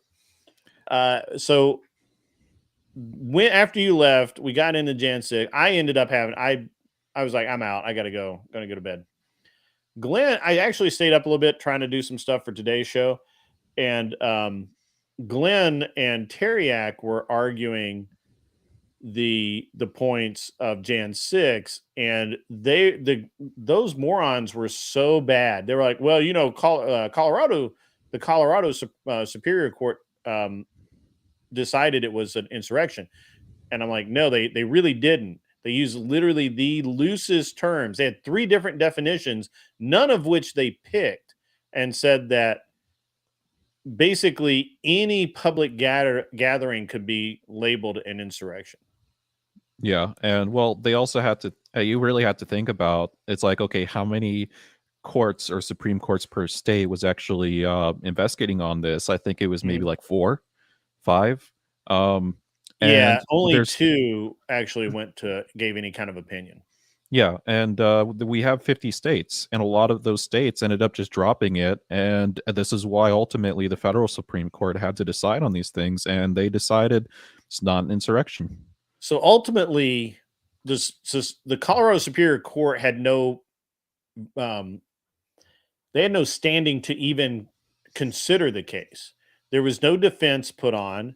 There was nothing. It was literally just them considering the facts and rendering an opinion. It's not a verdict. It's an opinion or a finding, whatever. It has no legal basis in anything ever. They were basically trying to use that to fit the loophole or the definitions of Trump being unfit so that they could keep him off the ballot in Colorado. But no state court has any ability to try someone for a federal insurrection. That's not how this works. We don't try people for federal charges in state courts. You go to federal court. Trust me, if I get picked up tomorrow with a suppressor that's not registered in my bag full of registered suppressors, which would not happen, but if it did, I would not be at the Rutherford County Courthouse getting my case decided. It would be at the nearest federal court, right? And that's just the way it is. So realistically, there was no way to deal with these guys. They were so bad faith. So when you were there, they were at least attempting to be bad faith. And when I left out, I was like, hey, I told what was the one guy's name? Sample something. Sample fate. Sample user, something like that. Yeah, sample whatever. The sample test. Maybe sample text. Yeah, something like that. Whatever it was. The sample guy, I told him, I'm like, look, you weren't always bad faith, but when I called you on it, you pulled back, which is good, right? And non-point, I didn't really interact with you, so I have no opinion on you whatsoever. You seem like a good guy, whatever, And that was that's how I kind of did it. But when Sample would lie, I would call him on his lie, and then he tried to do something. I think you were there. He tried to do something where he gave some weird random question, and when I'm like, I don't really get that, I don't understand it, he said, no, this is what it is. And I had to yank him back on it because it was total bad faith. It was totally the wrong thing. I'm like, I'm not going to let you do that. That's not how this works. And they just really, it just really seemed like, while the debate itself was fine, right? Like, unfortunately, it was a waste of time. Nobody really their side really didn't have any position. I never gave a position at all on anything. Nobody asked me to. I was going into this debate, I thought it was just going to be mostly defending Trump. So that's why I never really had necessarily arguments on like Trump's policies to go forward into how it'll be better. I was originally trying to spin the debate into, well, if we want to look at track records, President Trump is the only one with a track record of being able to at least maintain and increase an economy. Where Harris, it's like there's no track record whatsoever. It's she was a judge, which is like, okay, what does that have to do with economics? Well, and they got really mad when I pointed out the fact that she would never have gotten into her position without Willie Brown, which is fact. It is just fact.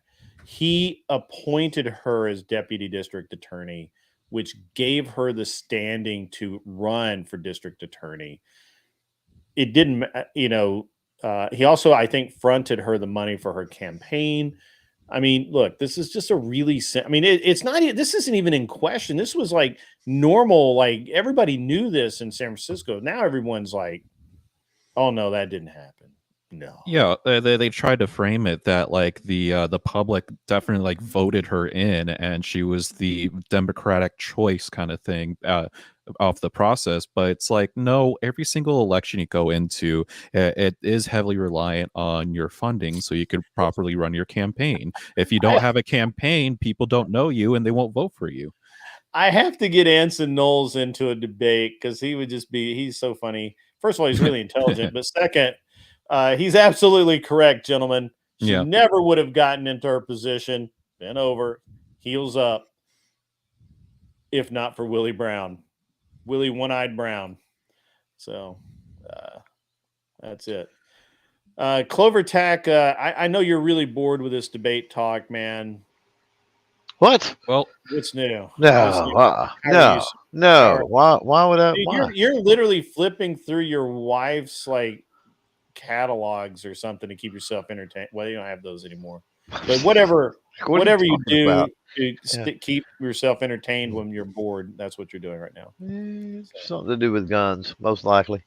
Well, we can go on that subject. I actually reached out to Clover Tack on some suggestions getting into long-range shooting. Yeah, you did.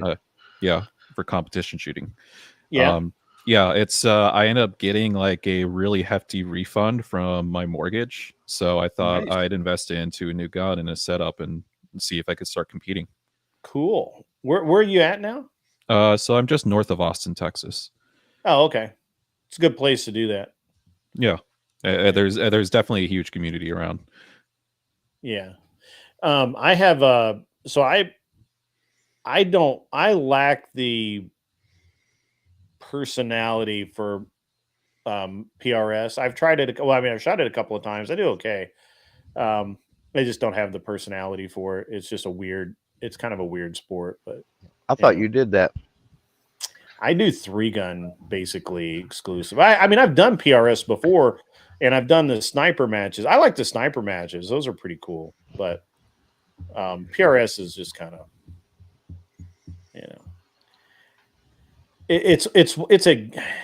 it is changing to where it's not as much anymore, but for the entire time I've been aware of PRS, it is simply a gear race. Mm. It is just how much are you going to spend. You know, if you want, if you want to get into a position faster, you need a carbon fiber, badass, Teflon lined tripod with auto locks and all kinds of shit. And, an Arca rail saddle. So you just set your gun there and it clips in. You don't even have to touch anything. I mean, it's just, I don't know. Is it cheaper than a race car? Oh, yeah. then Yeah. it's So a when sport for me. so when I retire, guys, this is funny. So when I retired, my wife's like, "So what are you going to do?" And I'm like, "Well, I think I'm going to travel the country and shoot matches and take care of the kid." Because we only have one at that point. And she's like, "How much is that going to cost?" So I did what I always do, and I made a budget. Travel expenses, hotel rooms, fuel, ammo, training, all that kind of stuff. And I came back, and she took one look at it. She said, "Why'd you even bother asking? This is like the cheapest thing I could have imagined you doing." Right. Yep. Like, she was like, "I swear I thought you were gonna do like," because I own several race cars, and and she's like, "I thought you were gonna go racing," and she knows what that costs, right? Like even club racing is like thousands and thousands of dollars a weekend. So she's like, "I thought you were gonna do that," and I'm like, "No, just go. I'll go race guns instead." And so it was like, just my tire budget for a pro race weekend was $9,000. Damn. That's Yeah. crazy. Yeah, well, $1,500 a set, and you needed 4 sets. Yeah, that's nuts. I would not be able to afford something like that. Yeah, most people can't do that. Mm. But yeah, Oh. so it. I have a slight. You brought up your kids. Yeah. So this is a little bit going back to the debate, but Sure. I need to grow a backbone, and I noticed the personalities between like you and Andrew. Yeah, your fathers. So you've dealt with kids, and you know how to get that backbone out. And I don't have that experience, and I think that's one of my detriments going into a lot of these debates is that I'm always very much in a defensive position, and Yeah, I'm you never didn't look able to get my. comfortable. You did not look comfortable when I came on. So Yeah, it was rough. Plain and you want simple. you want some constructive criticism? Yeah, sure. Yeah. So first of all, your posture and your facial expression needs to change a lot. You need to be much more upright and your head, because you tend to kind of slouch down and minimize your and you're a big guy already, so just sitting up and being present, I guess you would say. Yeah, presence. Yeah. If you just sit up and be more present, that immediately helps. And then second, you need to be a lot more stoic, and which you more or less are. But when you're shrunk down you looked, when I came on, you looked kind of defeated. And so, which isn't necessarily bad, to be honest with you, because it causes people to overestimate you. I mean, and you should really learn how to use your facial expressions and emotion to your advantage, because I think you are a pretty stoic guy. And like, a lot of people think that I'm angry when I am not in any way angry. I will have that outburst. I will be like, "You fucking lying son of a bitch," whatever. That's for effect. That's to make them angry, or that's to make them maybe a little too overconfident, so they'll say something stupid that I can then use. And basically, I fire for effect, right? Like, whether it's yelling, just calling them an idiot, calling them liar, calling whatever I need to express to push my point across in such a way that it puts them in a different position. It's bait. No, it makes complete sense. It is bait. And yeah, I think I know of a few ways to be able to improve on that, even from a technology side up, because even like my camera, I could probably lower that a little bit. But yeah, it's I If you think look, if there's you one look at example I want to Andrew, bring up real quick. I'm sorry. So when I was on the Raging Tomato Mhm. for the medically assisted unaliving Mhm. debates, I was actually drinking during that time, and that was where I was able to have that more confidence feel and be able to like throw out the Mhm. laughters, throw out the anger, and take control of the Mhm. situation. Which it's funny thing is that I was considered doing that for this debate, and I decided against it. Mm. Maybe I should have like a couple beers, during these times. I Yeah, mean, I just don't see that enough as would be bad. fine. Yeah, Yeah. yeah. Yeah, I think so. There is some, there is some.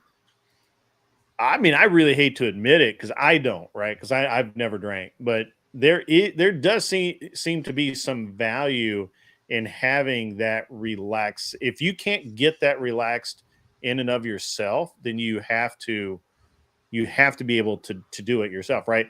And one of the things, if you watch Andrew's debates, and he's really good at, he's the best.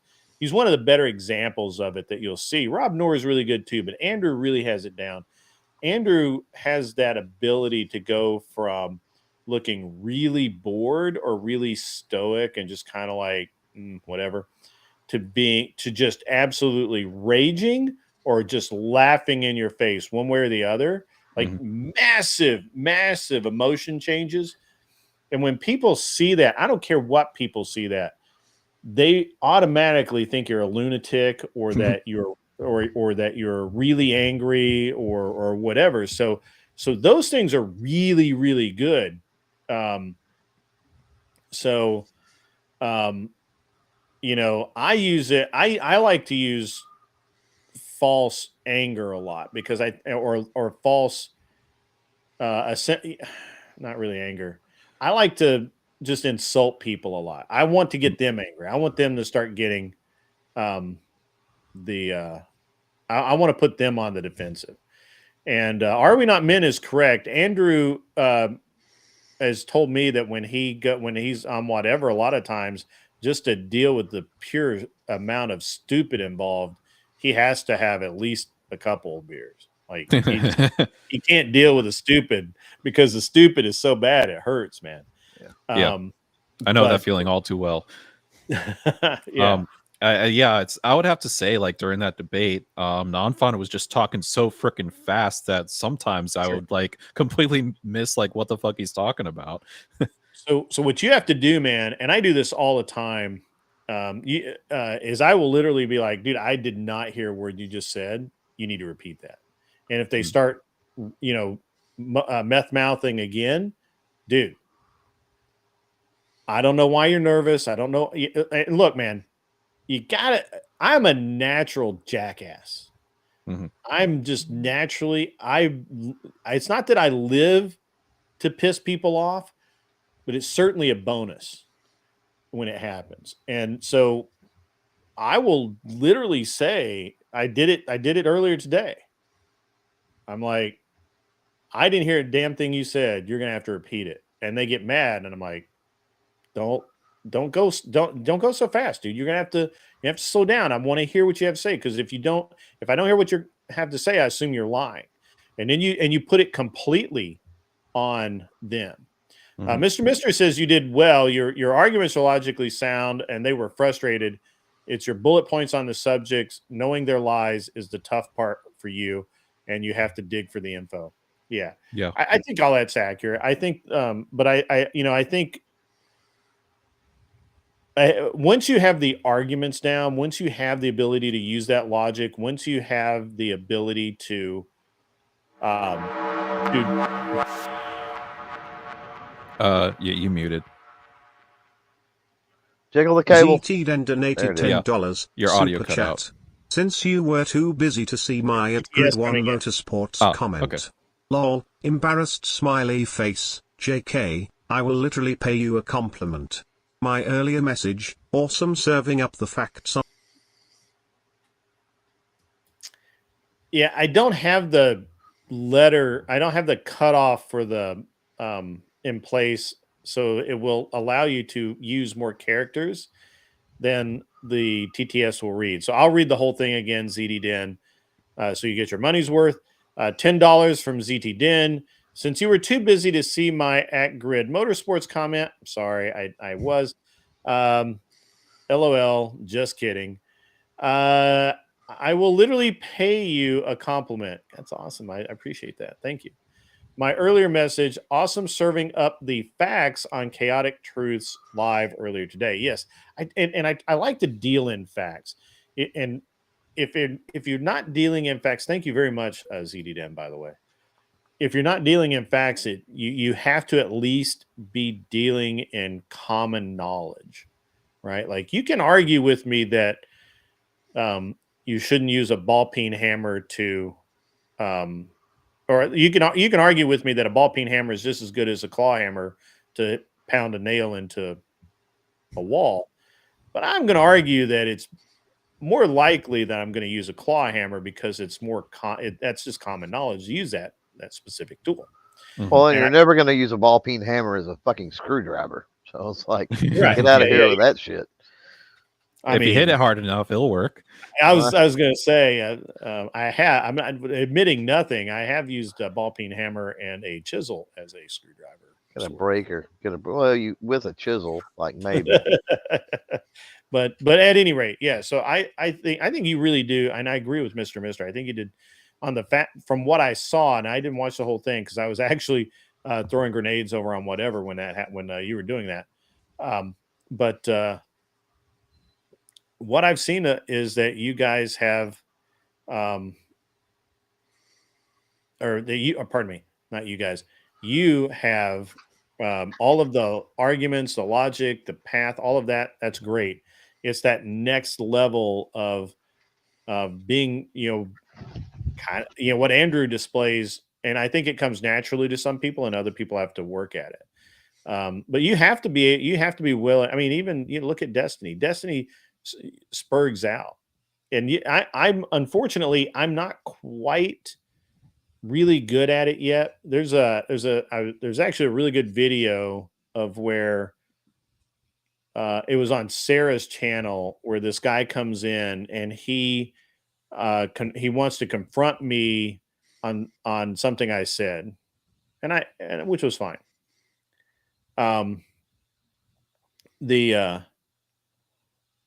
And you can see me looking at him and listening to him, his whole tirade, and you can almost see in the moment that I decide I'm going to go after him. Because I could have done one of two things.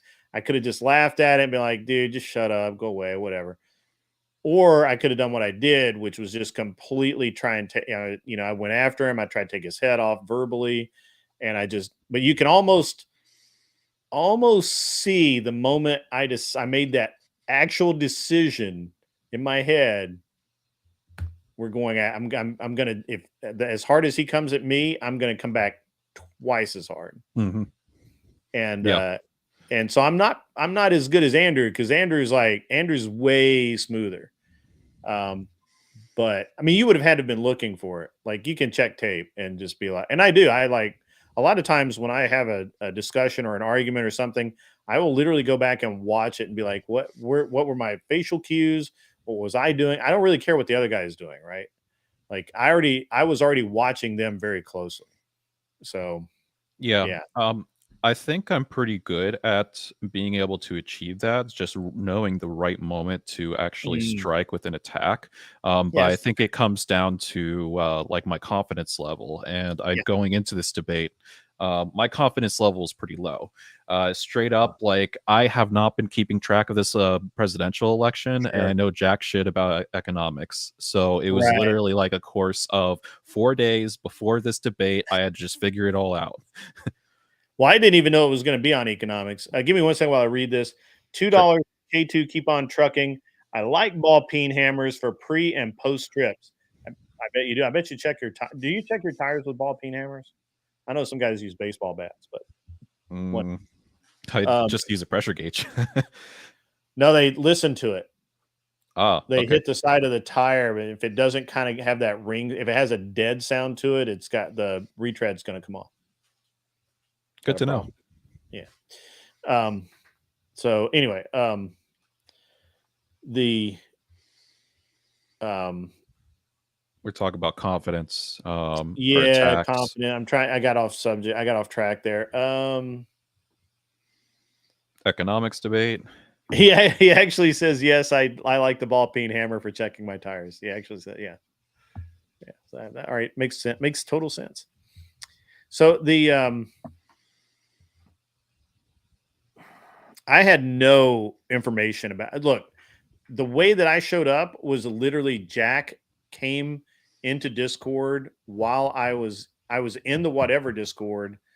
I had just thrown a couple of grenades in the at whatever to get conversation going because it was literally garbage and it was boring.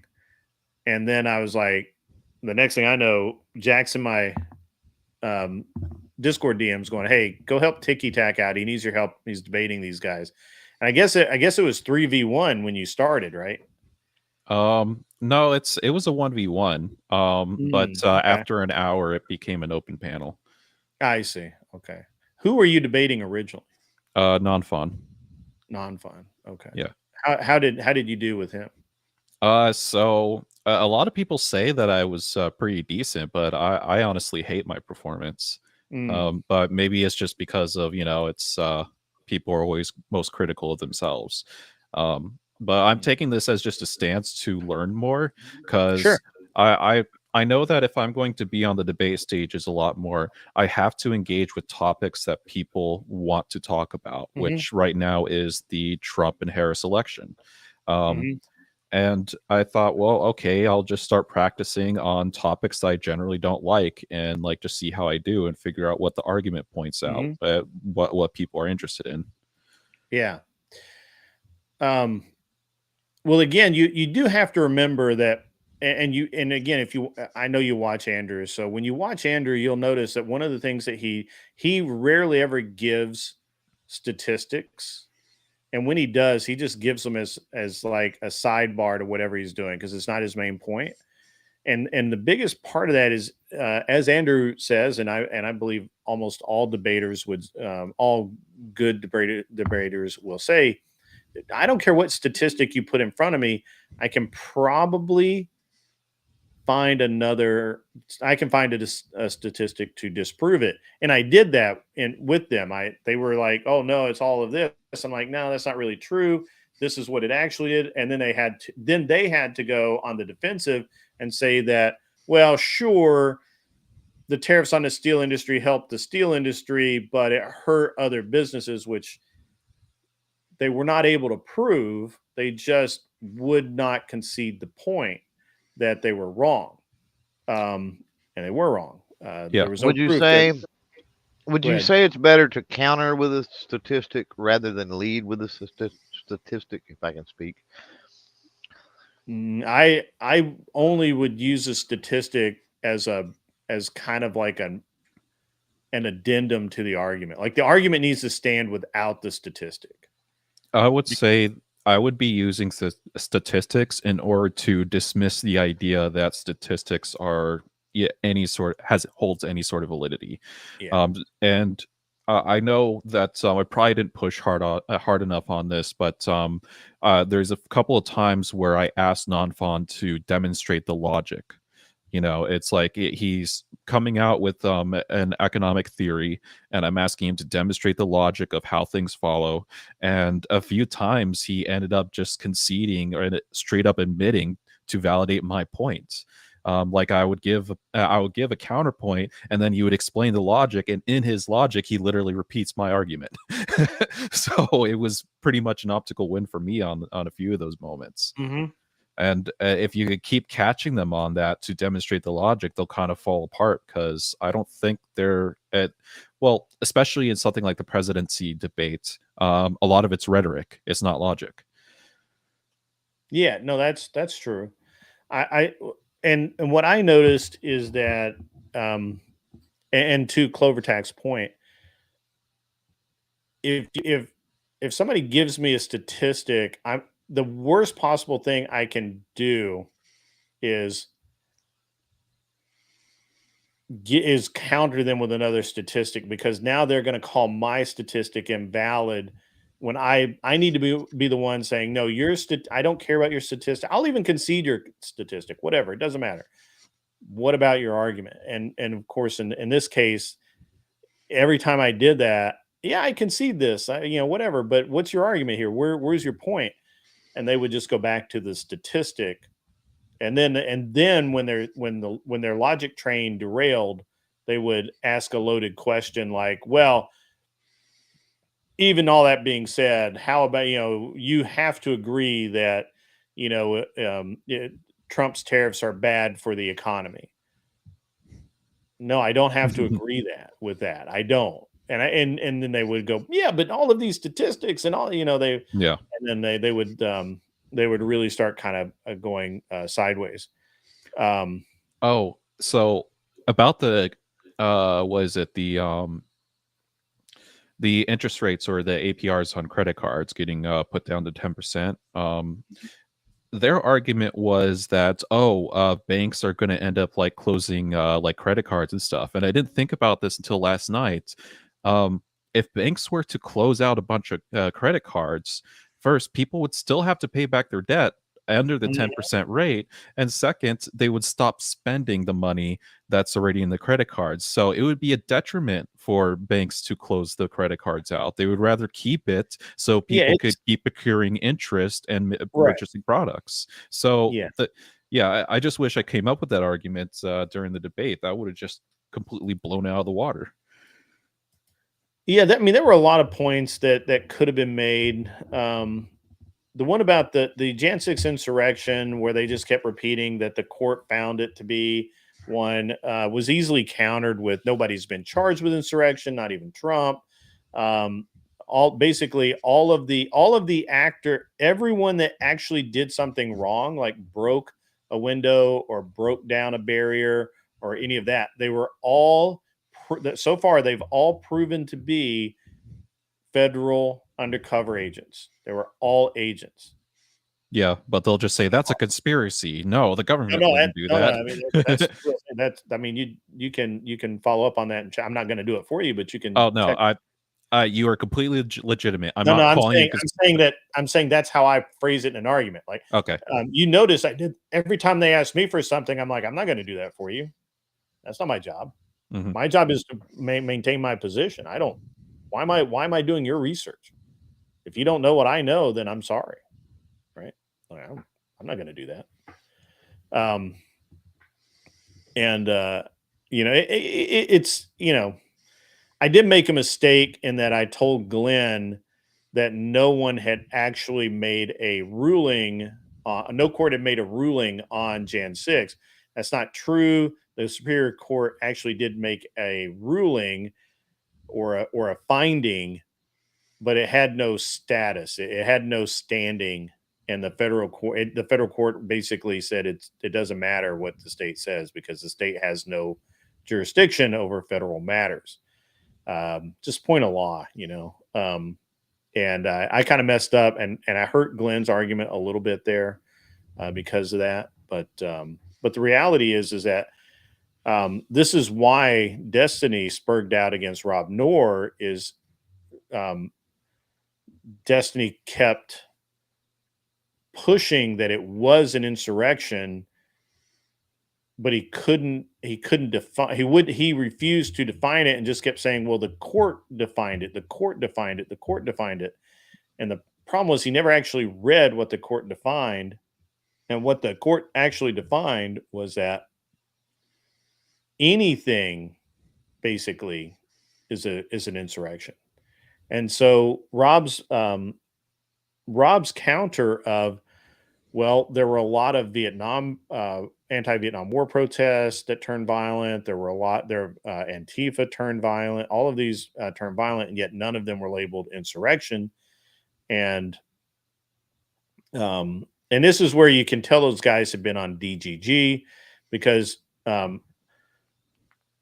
Destiny uses this 3-prong measurement of whether or not it was an insurrection or not. You scared me for a minute, dude. What? I thought you was gonna say you used a 3-pronged dildo. Well, he I might have used mean, that. I'm not putting anything past the Coomer grandma. Dodge that bullet. Yeah. Let's talk guns, guys. Let's AK-47s are awesome, by the way. unless so the kid this morning, he's not a kid, he's a grown ass man. But the guy this morning was just absolutely completely bad faith, everything. And he They he usually kept are. making, yeah, of course he is. Why would he not be? They're And uneducated. They're stupid. They're ignorant. they really are. And so he asked me, he said, which could you delete more people with, a rifle or a pistol? And I'm like, well, pistol by far, easy. Like, what? That's not even a question. And he's like, oh, no. He's like, and if you had a minute, how many people could you delete in a minute? I'm like, with a pistol, a lot. With a rifle, slightly less, but still a lot. It's just some, it's just the way it is. Well, yeah, it's because they're only associated to like video games and TV and movies, where every single gun is an automatic that has endless amount of ammo. Yeah. No, that's right. And I'm like, and he's like, well, you can. So his argument is that, well, you could just put a 50-round drum on a AR and go stand in the middle of Times Square and just blast a bunch of people. I'm like, yeah, I could do that with a Glock too. Yeah, that sounds pretty tiring to bring in that heavy load of equipment and just start firing around. Actually, my favorite thing in the world is the Magpul D60. I have 4 of them because the only appropriate reload for a Magpul D60 is a D60. So, and I know Clovertack's going to be unable to talk because his wiener's smacking him in the face right now. Whatever. That's way too flattering, man. Hell. I'm just saying. $2 from K2 Keep on Trucking comes in. What's your opinion on the HCAR by Ohio Ordinance? I have no opinion on it. Man, all the shit from Ohio Ordinance is fire. It's fucking banging. Everything they make is awesome. It's expensive. There you go. That's you my have opinion. It from the gun tuber himself. It is my awesome. opinion is it's expensive. You pay for it. Yeah, for sure. Yeah, I had a buddy of mine ask me that same question. He even sent me the link, and I'm like, I don't know. I mean, it looks cool. I don't know. Yeah, I can't say that I'm well educated on all the guns that are out there. Yeah. Pretty much I stay right now. I just stick with my 9mm CZ P09, and then I have just a little 22 rifle for shooting snakes outside. I used to have a 308, and I used to reload a lot, but I just put the hobby down, so I just stopped using it and thought it'd be just easier to sell it. Yeah. $2 from the Raging Patriot 1776. That was gay. Grid 1. Yeah, whatever. I don't think it was. Whatever. But so the interesting thing is that I tried to explain to them that with a handgun, aimed shots, I'm in like a 0.08 split. Average.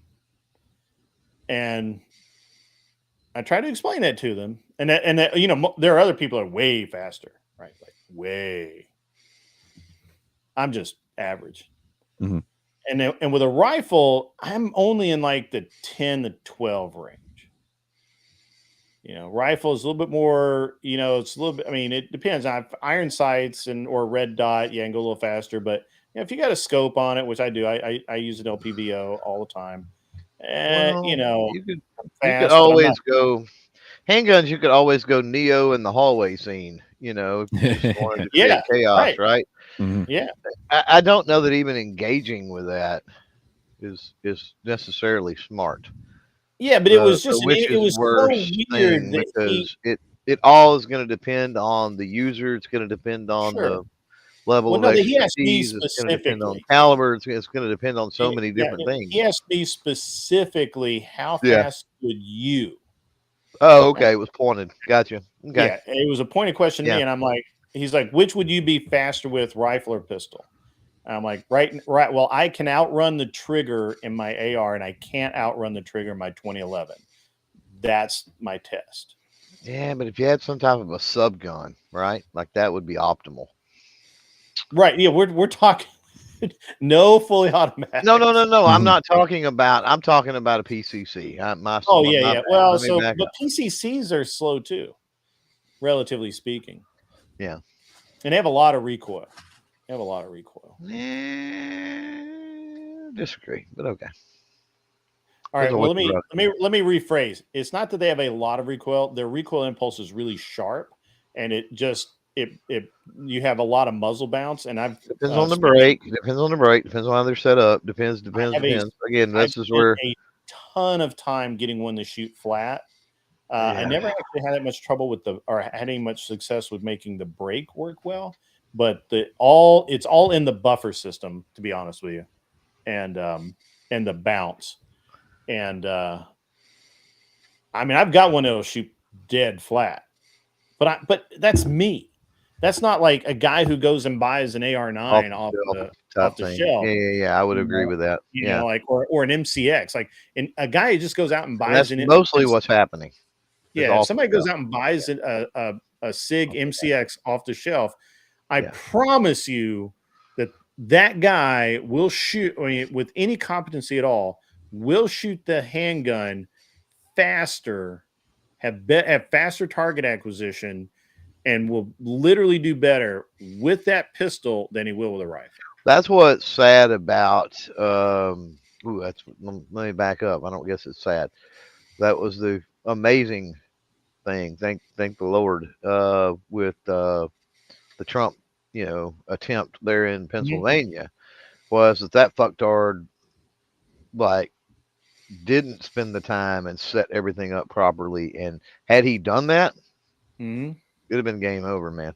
Yeah. At that distance, it would have been game over, because that's a chip shot, even for somebody that doesn't know what they're doing. Right. I mean, it was a weird conversation just because of the way he kept framing things.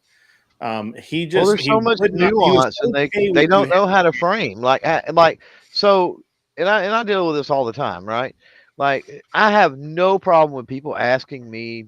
I love talking guns. Obviously, I have no problem. Like, ask away. There's no stupid question. Go for it. What I see over and over and over again are people that don't know enough to even fucking ask the question. Yeah. And that's what aggravates me when you start getting into, a conversation even with an anti-gunner, let alone some type of a formal debate, is when you enter into it with somebody that's coming from that position of knowing so fucking little that they can't make the proper points, and they can't ask the proper questions because they don't know enough. They don't know enough to even do that. And I think the ironic part to this is that most of the issues that they're not able to conceptualize can be solved by just taking them out to a gun range for a day and just try out a couple of guns. And then they'll start realizing, like, oh, guns are heavy. There's a lot of recoil. It's a little bit more difficult to aim just if you don't know what you're doing. Holy crap, my shoulder hurts. Why does my shoulder hurt? And more often than not, it's motherfucker, this is fun. When can we come back again? Yeah, right. Can I go faster? So here's an interesting thing. He brought up the Vegas mass shooting, right? And I'm like, and Grumpelstiltskin was on, and I'm like, felt fed. That's what I said. I'm just telling you right now that listening to it, it sounds like a 240 and something. My ass. Felt fed. Yeah. And did you see that? I mean, so in the video, when you're watching the gun shooting down into the crowd, that 100% a belt fed, if it's not a multi-barrel, like a 3 or 5 barrel setup, because that is a continuous stream of muzzle flash. Now, it's not. That's one of the things they need to pressure Trump into, especially since he fucked up, honestly, with the whole bump stock thing with that any damn way. you know, with, you know, Trump gets 4 more years. That, you know, he's talked about the JFK files. He talked about a lot of stuff, like he'll release or make sure the Vegas stuff, all that shit needs to be released, because when that happens, we're gonna find out that shit was belt fed. like it's got to be. And there's people that go, oh well, you know, it can't be a 240 because 240 is 308, and it's like, motherfucker, they make other shit. We just talked about Ohio ordinance. Well, no. Hold on. The 240 is the 556. The I thought 240 was 308. Which one's the? No, 24. I believe a 240 is a 240 Bravo is 308. Is it not? Now you're gonna look it up. Yeah, somebody chat. Let the chat do it. Yeah, somebody in the chat look it up, because the I think a 240 Bravo. You're talking about like a saw or something. The saw. Yeah, 240. The M240 saw is a 556. I thought, because they make FN makes a version that you can buy legally. That's semi-auto, but it's in 5. I know it's in 556. Yeah. But there was a the saw is a 249 though, not a 240. Oh, 249. Yeah, okay. So there is a M240 saw. So well, either way, what I'm getting at is there's all types of customized stuff out there, regardless. There is a light belt fed that was 556, and there was something heavier that was 308. I heard heavier reports. Yeah. I agree. Yeah, like there was something heavier. All that. Yeah. Mm-hmm. And there's no way he moved between positions. No, there's more than one person. There was more than one person, and it was belt fed shit. Yeah, you can just watch a video and tell. I can when I heard it, I was like, yeah, you know, yep. Because I mean, with the bump stock, there's no way he's hitting people down there. There were no cases in the room. With a bump stock on an AR, there's no way he's hitting people down there. Come on, like you would literally take somebody that knew nothing and put them on a range less than 5 minutes with a bump stock on an AR, and they're like, oh fuck yeah, this ain't happening. Yeah, it sucks. Did you see the pictures of the room? There's no way he fired all those rounds, and the room looks like, I mean, there's a few shell casings. I saw the pictures. It's the argument could be that it was collected before there were pictures or something. Maybe. I mean, come on, man. I hear you. I'm hearing you. I'm just telling you, there could be arguments against that. So. Yeah, but even if it was, the carbon residue alone would have turned the carpet black. That's very true. Yeah, I didn't think about that one. You would think that many rounds. Yeah. Yeah, I'm thinking of 249. And the 249, you can buy one from FN today. It's like, I don't know, 15 grand or something, but it's semi-auto too. Yeah, but you can convert. That's what I was saying. I mean, you're talking about being able to do things. Yeah, if you're going to go, if you're intent on doing evil, you're intent on breaking other laws, which murder is certainly one of them. What do you give a shit about 10 years and $100,000? You know, fine. I mean, who cares? Yeah. And you more than likely are not planning on coming out of it anyway. Like that's what, a lot of people discount when they look at these mass unaliving. I gotta be real careful because I don't normally talk like this, but events is you're talking about people that evil that goes into this thing with no intentions of coming out. Mm-hmm. Yeah, the vast majority of them. So I mean, how do you deal with somebody like it's kind of like the jihadis or whatever, right? Like dealing with the war on terror and all of that. How do you deal with somebody that doesn't give a shit about death? Ticky Tack, the best debate that you could have with those guys is whether or not Trump should pull back when he's elected, whether he should pull back the curtains on the FBI, the CIA, and the NSA. How do you think how would you approach it, and what angle would you think is you'd be displaying? We have all of these false flag or potential false flag events in the U.S., and the citizenry deserves to know if they're being manipulated by their government. Yeah, that is very true. I could probably even swing it into a follow up on the Prism project, what Edward Snowden released. So what we already know the government's spying on us, and the response was absolutely nothing. They literally didn't change anything, and it's still up to this day. They're still recording data on us. Yeah, you should talk to Tim Hale and get him to talk about how they literally got his roommate of 3 years to wear a wire to try and entrap him. Your government and mine did that. I'll definitely take note of that. I'm always interested in meeting new people. Yeah, you need to talk to Tim Hale. But I used to not be that much of a matter of fact, I'm not a conspiracy theorist. I don't think this is a conspiracy. I'm perfectly willing to concede, acknowledge, and even support the idea that our government, in its supreme wisdom, has decided that there are things that it needs to do, such as ignore potential threats to schools, create a situation where, you know, a few people are deleted, etc., to further political agendas, especially where firearms are concerned. Yeah, you're speaking of psyops.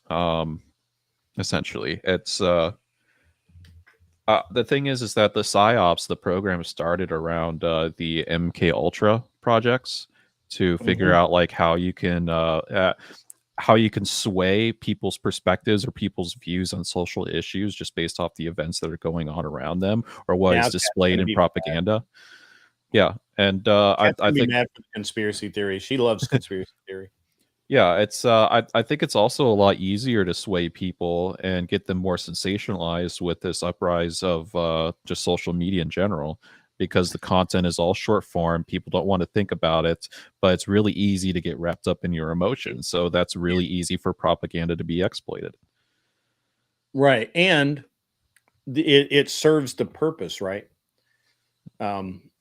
It to most in a proper world, it would be more or less common knowledge that only 6 children were deleted in school shootings over the past year and a half, whatever it is. But over 92 have been killed in crosswalks by women. 80% of those by women in SUVs. So you guys are going to have to hold it down a minute. That's my wife. Give me 1 second. All right. Yeah, so I can actually hold this down for a bit. If we go and look at the FBI statistics when it comes to like mass unaliving events, it's been in a steady decline since the 60s, and even to today, they're only in like the single digits. Maybe they'll go above like the into the teens. But the only reason why we're seeing that now is because they recategorized it with less restrictions on what qualifies as a mass shooting. So when you really think about it, it's like we have a population of 350 million people in the States, and we're only just getting up to the teens, like 12, 13 possible mass shootings per year. It's like that's extremely minuscule to the point where I don't even think anybody can account or control for it. It's just those events that are going to happen, unfortunately. Yeah. Yeah, and I think that one of the things we have to always remember is it's not in the press are willing accomplices, because honestly, it's not in the press's best interest to say boring shit. Cool shit sells, right? It does. Yeah, and they want to be the first out with a sensationalized news article, and they don't care if they have to lie to get it up first. Copycat's been proven to be a thing. You know, by giving any of this more airtime, things like that has happened through history, not at the same frequency, of course, but have. And it's just because of the way the press worked back then, without the 24/7 news cycle and all of that. It died out pretty quick. There wasn't a whole lot of information that was given out back then. And so if it was more of a move back to that, then I think that would be great. It's pretty easy to report what happened without giving every single little detail. And talking about mainstream giving that, like if there's articles written, if there's things that are out there people can go seek out and get, I mean, that's one thing. But putting it out there on blast and the whole live thing and everything else, I think that's tough. And then speaking of the increases, a lot of that, I mean, the decline in mental health in this country, like, is one of the things that people don't talk about, and that's also where the gun grabbers are super fucking disingenuous, with their whole idea of saving lives. Because if that was the goal, the number one thing they would address would be self-deletions. Be the number one, because that's the mass. Well, that's the majority. That's two-thirds of them. Well, let me dig into that in just a second. Let me do this. The Raging Patriot 1776 celebrates 4 months of membership. Gay K-47s are the best rifle around. I've cleaned mine once when I got it, and it pops off no problem. Gotta love a $300 rifle that's now triple or quadruple. That's accurate. Yeah.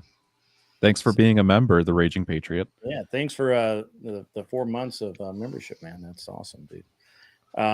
He's not a member of mine, fucker. Well, I'm jealous. I see Michigan Christian finally made it in, so that's good. He finally decided to stop chasing women. That's okay. Christian women? Or just I women think he's chasing women. Yeah. Cool. Raging Patriot 1776. I don't hate the gay K-47. They're just gay. So, it's fine.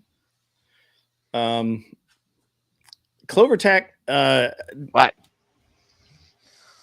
You said something that's like meaningful. I say a lot of shit, but I know, but this was meaningful, so I had to take a minute. Reflect on the greatness of this event. I was going to put a journal entry, but I didn't bring my journal. So also I'm not gay and have a journal to start with, but if I did have a journal, I would make a journal entry. I would. Would you put a rainbow sticker on it? Call it just call it a captain's log, and then it's fucking cool, right? Yeah, that's right. Yeah. Day 47. The gay K. Gay K-47 was once again mentioned. I actually have a gay K-47 pistol somewhere. I don't know where we got it. It's here somewhere. Could also be the Hey K-47. Hey. I don't do that well enough. We need somebody that can really get that wrist action. I can't do that. I'm not gay enough. So. Hey. There you go. How about that? So you said something really important there. I actually had a friend of mine who's he's a engineer that, but he's a specific type of engineer that testifies in court to various things, like how many people would use a crosswalk even if the light is the wrong color and will just get plowed over by a car, and all that kind of thing. So he's usually a witness for the state, but whatever. Yeah. And we were talking one day, and he's like, "Hey, do you not understand that all of these shooters are on some form of drugs? Most, like actual the drugs. Vast majority. I would never enter into a debate and say all. Yeah, I don't know. I'm using the all loosely, but sure. Yeah, okay. Yeah. The majority, most of them, the majority, whatever. Oh, I just think that when we're over here and there's the debate sphere thing going on. I mean, it's important. If I was debating, I might do that. We don't want to give. Don't want to give. Don't want to give room. Metaphorical ammunition to people for their debate that and go in and get. It is the reality, though, that there seems to be a real trend. There's a mental health component. There's 100% in these mass shootings, or just and not even mass shootings. The guy, so like the guy that 4 years ago shot his entire family, like just killed them all, killed himself. I might be all able to except explain a little bit. except his daughter. He killed his wife. He killed like somebody, like somebody else in the family, his sister, whatever, and all but the daughter. I guess his uncle he killed like 4 or 5 people, just off his rocker, right? Just woke up one day, not right. Maybe it didn't wake up that way, but maybe the day just went that way. Well, there is a little bit of truth to the medications of the antidepressants. So the most common side effect across the board for these SSRIs is apathy, and what the one of the main keys that apathy does is that it reduces your response or eliminates your response to violence and interpreting violence. So if you were to witness like, a gruesome like car crash where there's body parts flying around, your apathy mind would just be like, whatever, and that's the key for them to be able to get into these thought patterns of committing acts of violence. Yeah. And they're really, it's really dangerous, I think, for how casually they're prescribed, how easy the diagnosis is made of a mental health issue, where maybe it's just as we used to say in my day, a phase. It's just a phase he's going through, and it's really, really important to understand that. And I think it's just, for the most part, it's minimized. That guy was obviously the guy who killed his family. He was on antidepressants, and he just woke up one day and just went completely nuts. I say that it may have been like over the course of a week, he just fell down, he just went down the path or whatever. I don't know. I kind of want to squeeze in this. I'm not necessarily like opposed to antidepressants in general, because I've seen a lot of good come out of them, but it's the problem that I'm seeing is that it's being overprescribed in much higher dosages for long term, where it's only supposed to be really a temporary measure for those extreme cases.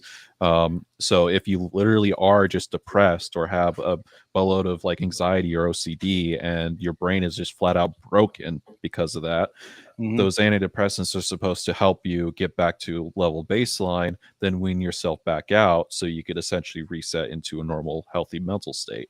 Yeah, I think the problem you run into is that they vastly underestimated how addictive and how dependent people get on these SSRIs once they're on them. And I saw this with this woman who worked at my front office for a while, where I just noticed that like she was like super even, always really nice, everything was great, and then all of a sudden, man, like over the course of a week, she went from being like just the pleasant person we knew to just angry, and they were trying to wean her off of these drugs, and it just wasn't working. She would go from literally just lethargic to yelling and screaming at people, and that's not good. Yeah, it's crazy, right? And so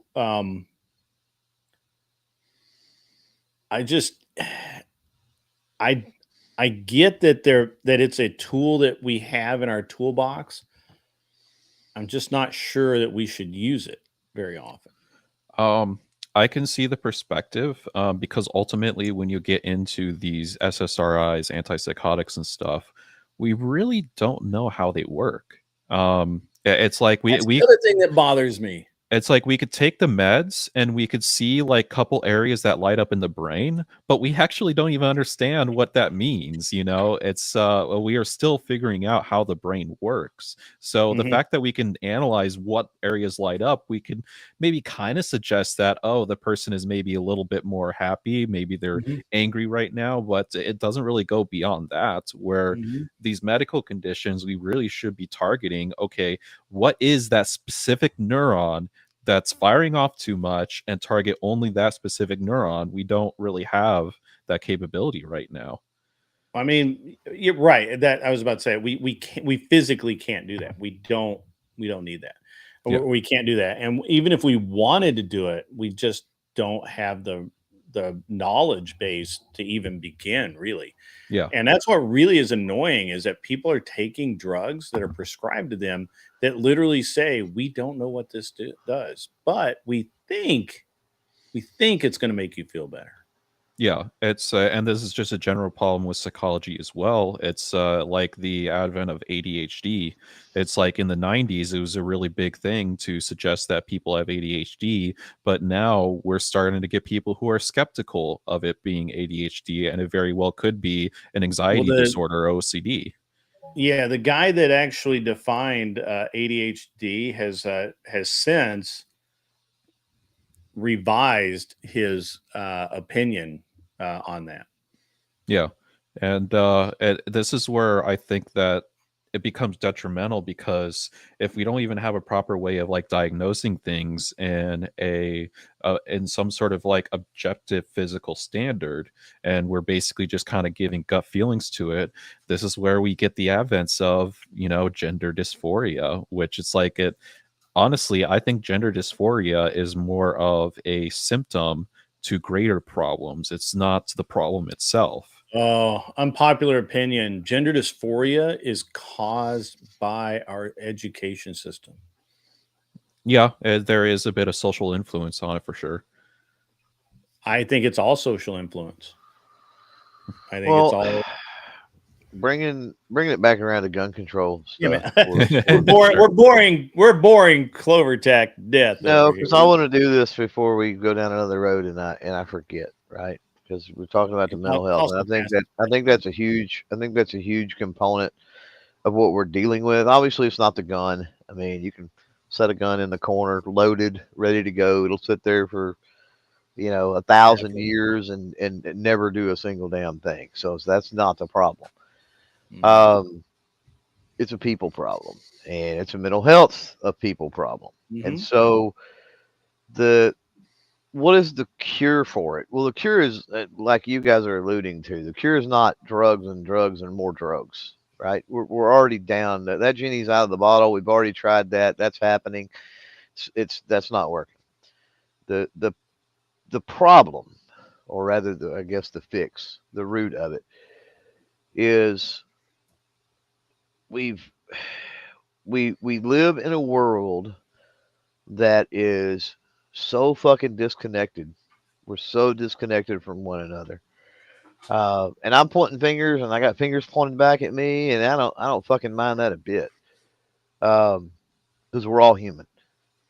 But we got so many people that they don't give a shit about anybody but themselves. They don't give a shit about, they don't pay attention to anything but what directly affects them.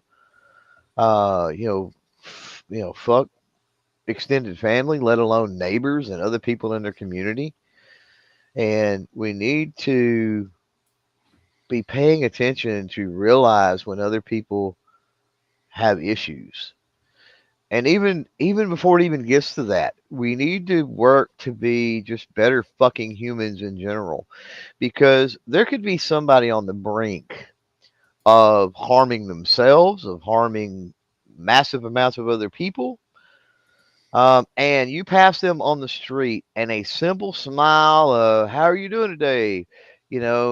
could completely change the course of events and the course of history, and cause them to change their mind. Like, "Oh fuck, if somebody actually was nice and just out of the blue," and that could make them pause. Right? That's a big thing in the mental health community, is, and this is one of the tactics that I hear often used whether it comes to self deletion or anything else, is putting on your gun safe pictures of your hobbies, pictures of your family, pictures of things, quotes, right? Things on your safe door that cause you to pause for just a minute, to cause you to stop every time that you open that door. And then that way, if you're ever in a situation where you're a little bit mentally unsound, maybe that pause gives you time to go, whoa, wait a fucking minute. I'm on the brink. I've got a problem. Like I need help. Like whatever. But then the like I said, the flip side of that is you've got to who do you reach out to, right? And that's where um, we just have to be paying attention to those around us, and especially those we care about and we love. But we just need to be paying attention to that more. And then we need to have, there are programs, and I realize that, sometimes removing, I'm not for forced confiscation. I'm not for red flag laws, not at all.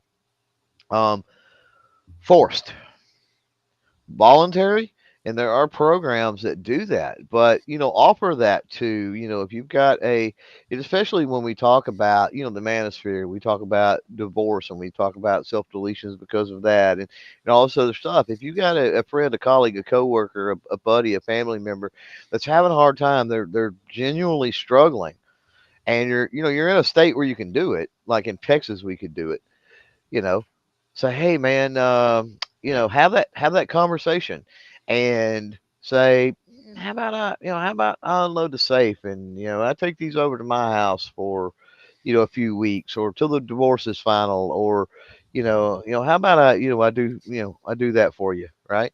And they can still come over, you can still go to the range, you can still that sort of thing. It's still their property, they have access to it, whatever, make that perfectly clear.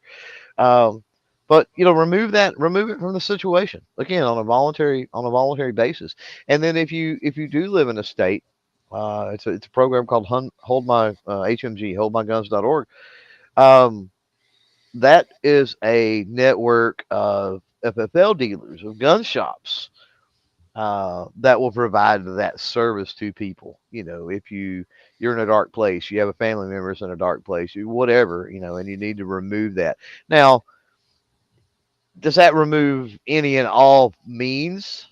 No. I mean, right? You still got potentially drugs. You could use a water hose in a garage in your car. You could use like a rope, right? There's all types of things. If you were dead set on self deletion, there's all types of things that obviously that you could do. But we're talking specifically, I'm 2A. We're talking about the whole gun control. What do we do in that sense? And there are things we can do, but it starts with, again, it starts with just the human condition of fucking paying attention and giving a shit about somebody other than yourself. Yeah, I can give a real life example on that. Um, so a buddy of mine that I've known since I was 20, we both were crazy addicted to drugs, and we've seen each other both at our worst. But we stay in touch because we both decided on a mission to stay clean. And we call each other at least once a month, just to see how things are going, just talk about whatever. And if simple things like, oh, maybe we have gone into a relapse, we don't care about that. We don't hide that kind of stuff from each other. And we just generally work through it. And it just takes something as simple as just like having a conversation. It doesn't have to go too deep on anything. Just knowing that we have these similarities, or the way we think, we connect together with that. And it's been a huge help on both of us. And I've been clean for about a year and a half. I had a small relapse. Um, but I've been able to stay away from like a lot of those issues just by having a friend. Yeah. Well, I've got two stories. And I've spoke many times on panels and in front of people about these. The first was many years ago.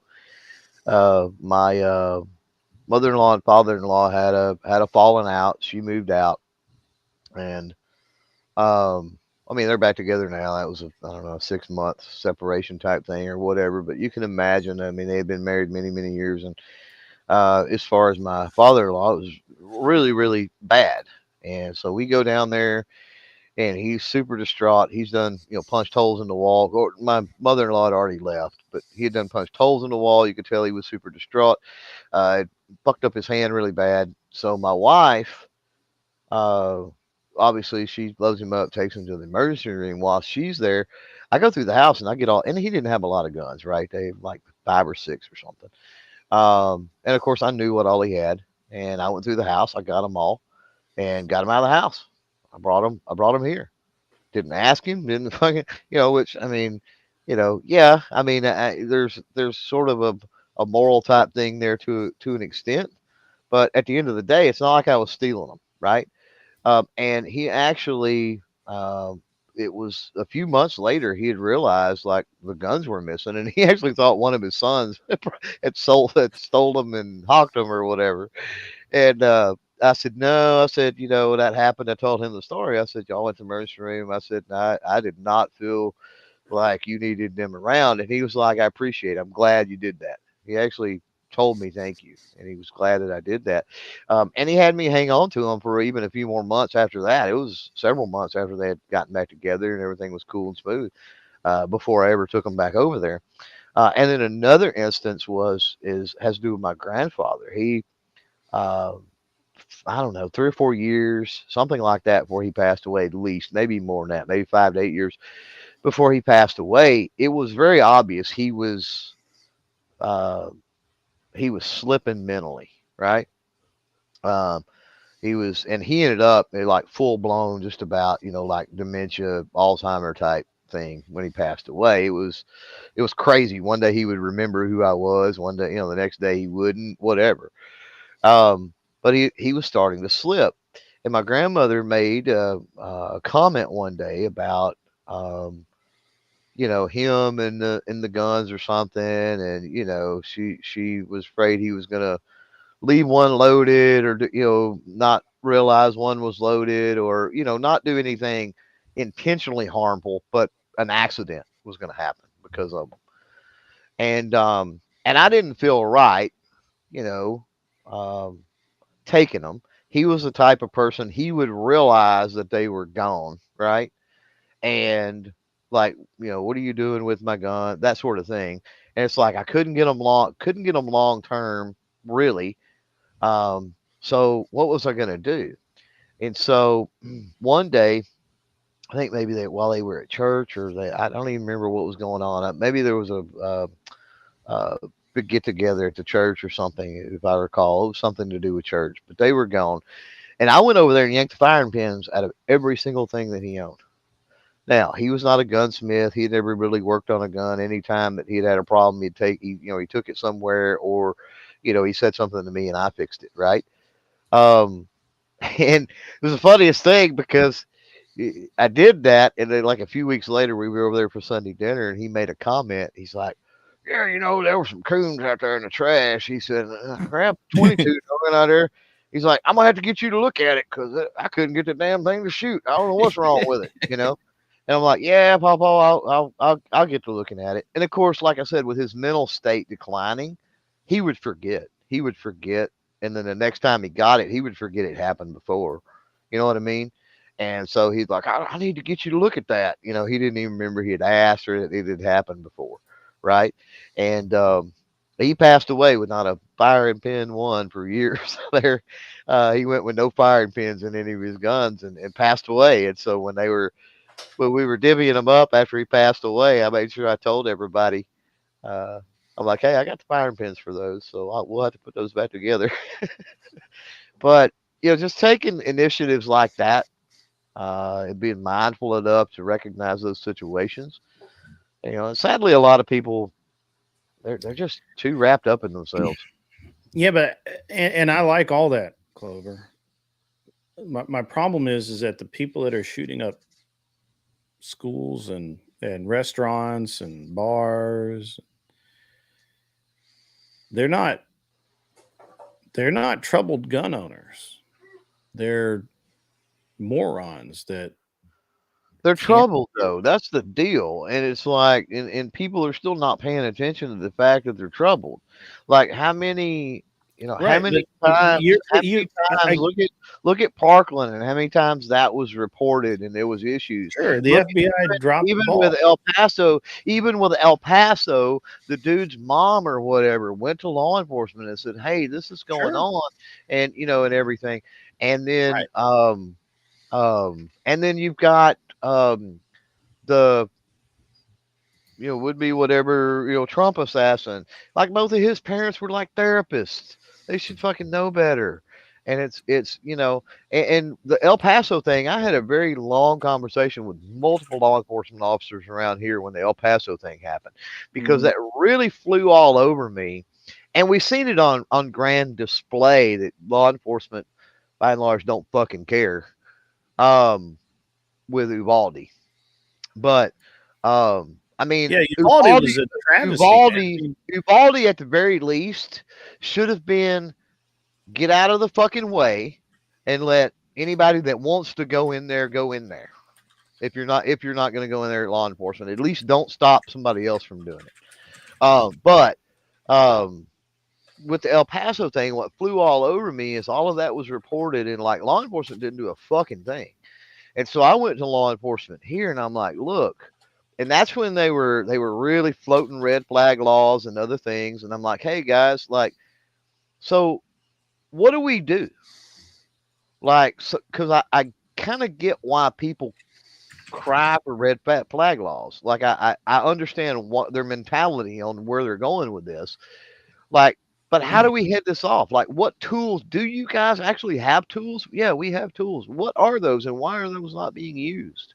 Right? And there was totally things that law enforcement in El Paso could have done that would have potentially prevented it. I mean, we don't know. Again, potentially though could have stopped that situation from happening.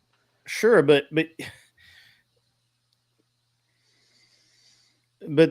the guy had a doctor. The guy was on the radar of every law enforcement agent. The Uvalde especially was literally everybody knew this guy was going to end up shooting up school. Nobody did anything. Well, personally, I think the solution, which I think all of you will agree on this, is that we need to reinvigorate the church, and we need to have people adopt more Christian ideals and philosophies. And I think that's what's missing. And it's probably unpopular opinion for a lot of the secularists out there, because, they're all about their liberty and freedom, but well, I don't believe that about secularists. I honestly don't believe that they believe in freedom. They'll make those arguments. But yeah, it's like I don't think they do either. They are for their liberty. Yeah. Right. Like that's where a lot of it comes into play. And I don't know that you can even pin that specifically on a secular list, because I know a lot of, let's just say, self-identified Christians, because who am I to, anyway.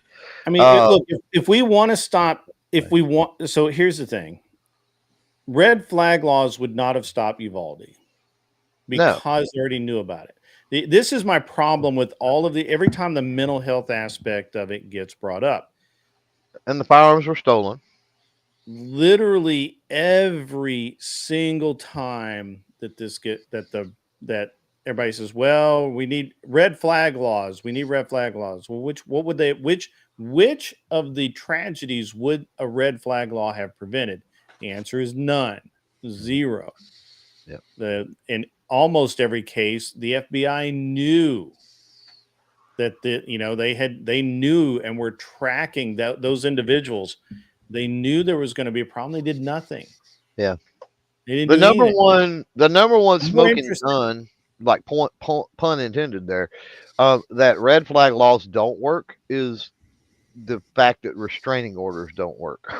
Sure. If a restraining order doesn't work, a red flag law is not restraining order doesn't require you to turn in your firearms. So that's the claim that they'll make. But that's true. But the problem is that you just can't get past how does a red flag log help you if all of the police already know these guys are going to do something? They just don't know when. Why? How are these people? How are these kids? Okay, who do not actually have the same rights as adults. This is something that really pisses me off, by the way. When we're talking about a 16-year-old kid, he does not have the same right as an adult. He doesn't have the same expectation of privacy that an adult has, right? Yep. When he goes to school, there's no expectation of privacy. They can search his locker, they can search him, they can do whatever they want, right? That every school still says that in their handbook. Am I wrong about that? I could be wrong. I may have changed laws, but that's true for the most part, yeah. In my day, if they suspected you of having a knife, they could pat you down and find a knife, right? And so why are we talking about a mental health issue when what we really have is an action issue? We don't have a mental health issue. We know they're fucking crazy. We know that they need help. We know that they're not doing, or they're on drugs that some idiot doctor somewhere prescribed for them, and their parents are forcing them to take because the doctor told them that it would make them better. This is why gun owners like me, I don't ever want to hear the words mental health issues until we have the actual actions being taken that would prevent and will prevent these things from happening. Okay, right? well, you'll never convince me. Here's the thing, Grid. You're falling into the trap because you're going down the road of, you mentioned the school incidents and the mass incidents, Uvalde, we've mentioned El Paso. It's not just you. In a way, I led you down that road too, even though I started off the whole conversation tonight talking about self-deletion. And so if we bring this back around to 60% of firearm-related deletions in this country are self-deletions. That is a mental health issue. I have to be honest with you. That is not an enforcement catching it, red flag, whatever thing. I am. And do we want to save lives or not? If the goal is the value of human life, we have to look at the 60%. Here's the thing, though. Before we look at the minute 1%, 0.5%. Here's the thing, though. I don't honestly care about a guy who wants to go off in the woods and off himself, or sit in his kitchen and start a shotgun. I care about a kid who wants to go into a school and shoot it up and has no problem doing so despite the FBI knowing it. Then you just created an inconsistency, Grid, that you don't care about human life. So it's not I didn't say it. I did not make that argument. There's no inconsistency in my argument. I thought you just said I don't care if somebody wants to go do that. I don't care. I believe in ultimate free will. If you want to end your life, if you choose to end your life, I'm not stopping you from doing that. Whether you're in sound mind or not. No, it's not how do I determine if you're in a sound mind? Exactly. So why would I stop? I'm not going to do that. I'm not going to do that. There's no, I do not. So you're telling me if you have a loved one that is showing signs that they're going to do that. No, you're no. You're not going to do that. If they're showing signs, I would get them the help they need. And this has happened, not to me. Well, that's my point, is that people need to be looking for the fucking signs. And you would be looking for the signs at that point. You would be recognizing the signs. You have so to you're not what I'm saying. No, you said that your point is that 60% of the self-deletions with firearms are by people who just off themselves. I have very little interest in stopping those people. Their families should, but the police do not. I don't believe the police are there to protect you from yourself. No, yeah, I would agree with that. Yeah, I don't think anybody's making that point. My entire point, Clover Tack, my buddy, my friend, my pal, old buddy of mine, is that we know these shooters are going to shoot people. We do not do anything about it. Moreover, we're creating the situation by shoving drugs down kids' throats. And we literally have screwed up our schools to the point where we have mass amounts of gender dysphoria and other mental issues that we've never had before.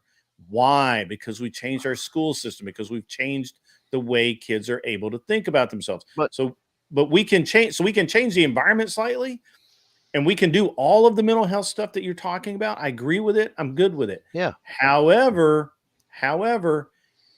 when the FBI knows ahead of time, I just told you I was frustrated over the El Paso for that reason. Yeah. There was And stuff that they could do. Uvalde's Yeah. hilarious. I mean, well, actually, Uvalde is a bunch of fucking cowards that needed to get out of the way. There was moms, dads, and everybody else that would have ran into that.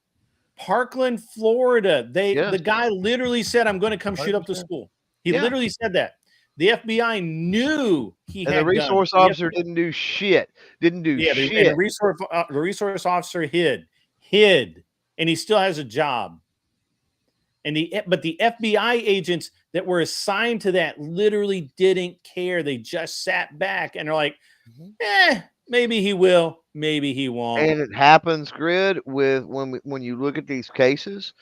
Even the ones that don't go as far as an active, it's just a planned that gets foiled. If you look at that, in the vast majorities, there's massive bullying. So then that comes into play too. Like, what are the schools doing for that? And I can tell you from personal experience here, because it's something that's happened in the school district here fairly recently. They don't do shit. Right. Well, I mean, bullying is kind of an interesting subject. Because it's definitely a rabbit hole for sure. Yeah, because the initiatives around bullying just started when I was leaving school, and during the time that I was in middle school and high school, bullying was considered, quote, a problem that they didn't have a solution with, and kids were just roughhousing with each other and getting into fights. Well, overall, I feel like that I came out as a much stronger man because I was able to experience that and know how to fight against it. Whereas as soon as these anti-bullying programs came into play for the the later millennials into Gen Z, it seems like that everybody's very sensitive now, and is kind of like they need to be. You're told that you need to. Well, I think everybody's too sensitive anyway. Yeah, like I would agree that society has made people soft in general, not just kids. I'm not talking more of like an anti-bullying program. It kind of starts in the home. That's kind of how we dealt with the bullying. And then, but if it gets too bad, I mean, there's certain things that the school can step in for, changing classes around, class schedules around. There's little things that could potentially be done to mitigate some of that. My anti-bullying program was working out on the heavy bag. Yeah. Yeah. No, I'm serious. I was bullied, and I was always a smaller kid. I was always short.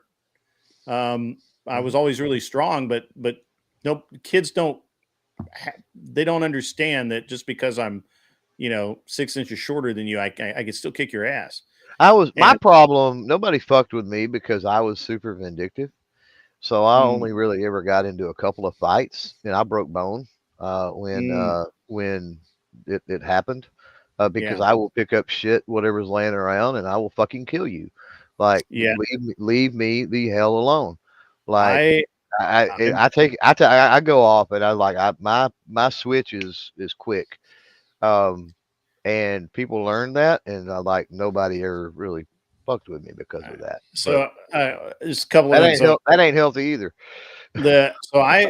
I believe that I believe that our school system's fucked because of feminism, which is what Michigan Christian's saying here. We can all read it.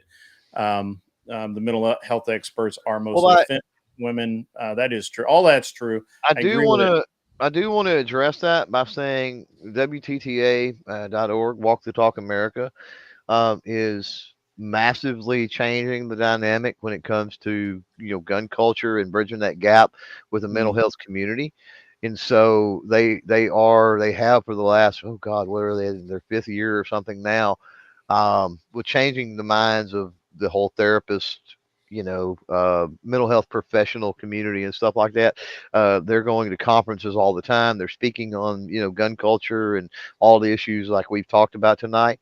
So while it may seem like that on the surface, there are elements that are fighting the fight on that front for sure. Yeah, so I'm going to respond to Anson Knowles. The only time I'm 5 foot tall is when I'm flat on my back and erect.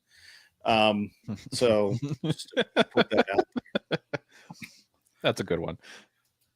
And you know what? So I'm to your point, tall if I stand on a box, man. Clovertack, to your point, when I was a youngster, again, I was bullied and I had a lot of anger, and I hurt some people. I gave out more than my fair share of black eyes. And so the minute you start fighting back, everybody immediately thinks you're a rogue, you're angry, you have issues. And I was put in school counseling. School counselor was a dude. He got it. He understood. He was cool.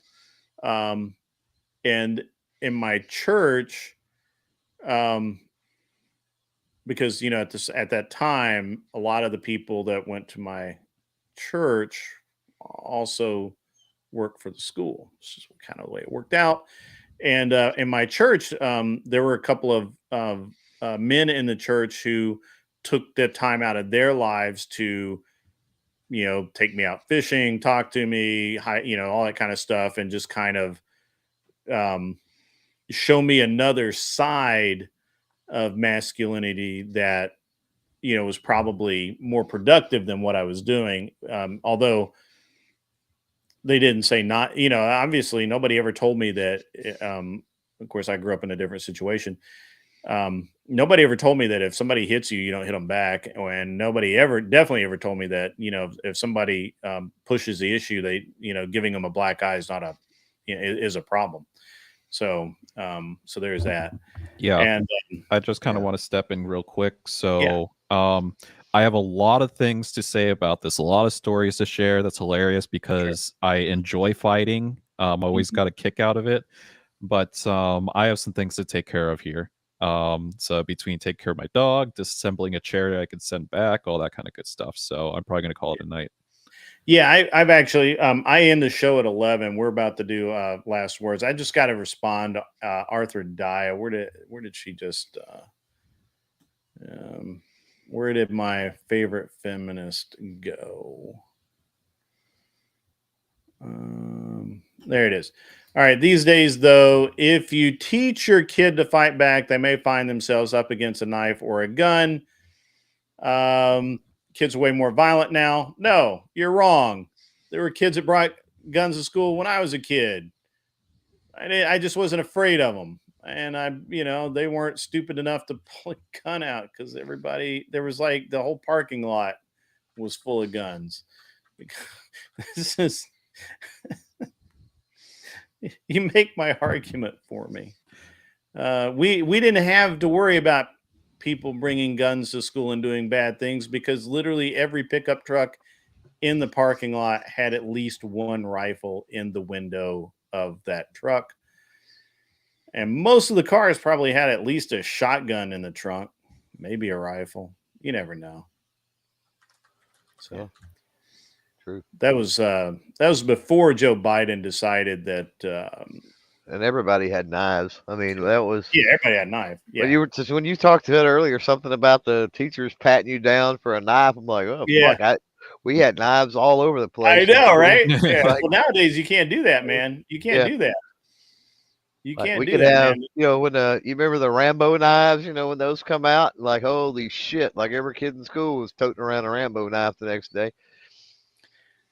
So the rule in my school was Arthur Dyer gives the correct response.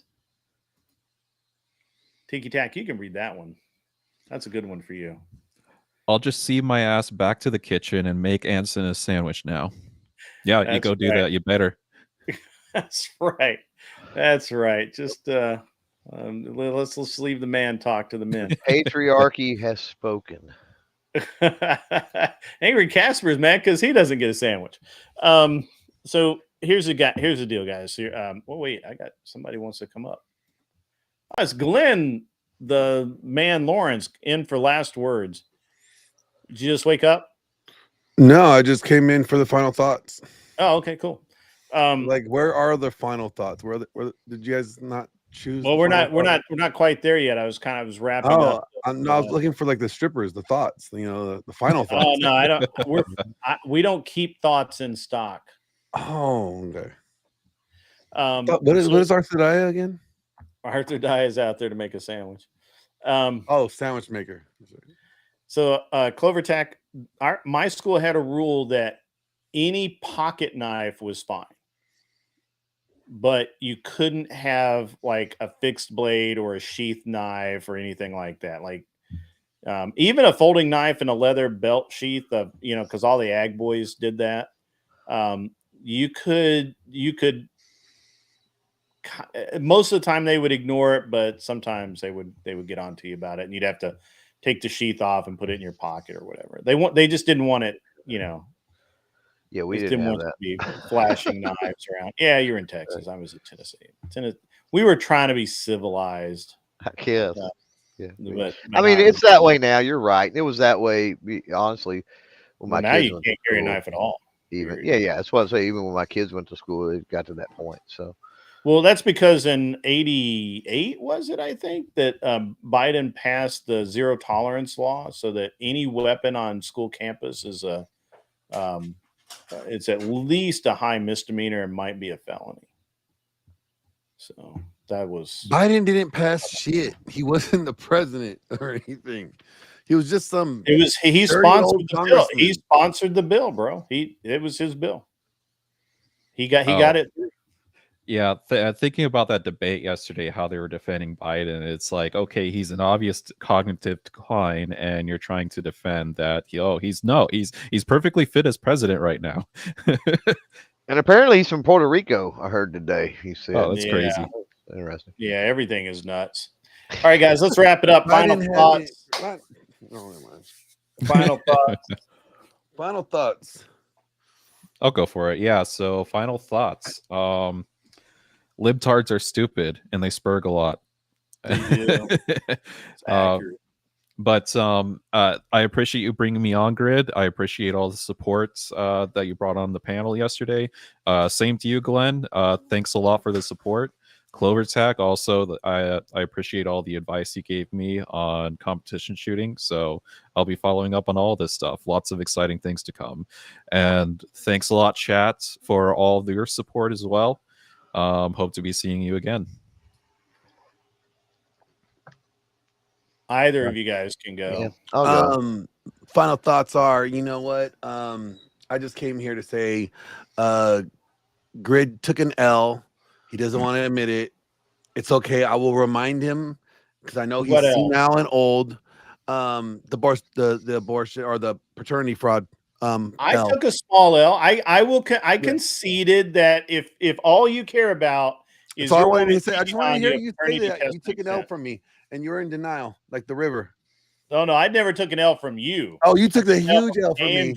No. Andrew just co-signed Andrew just co-signed the L that I gave you. No, he didn't. Yes, he did. No. Yep. Not even close. So how much is he grifting for that L?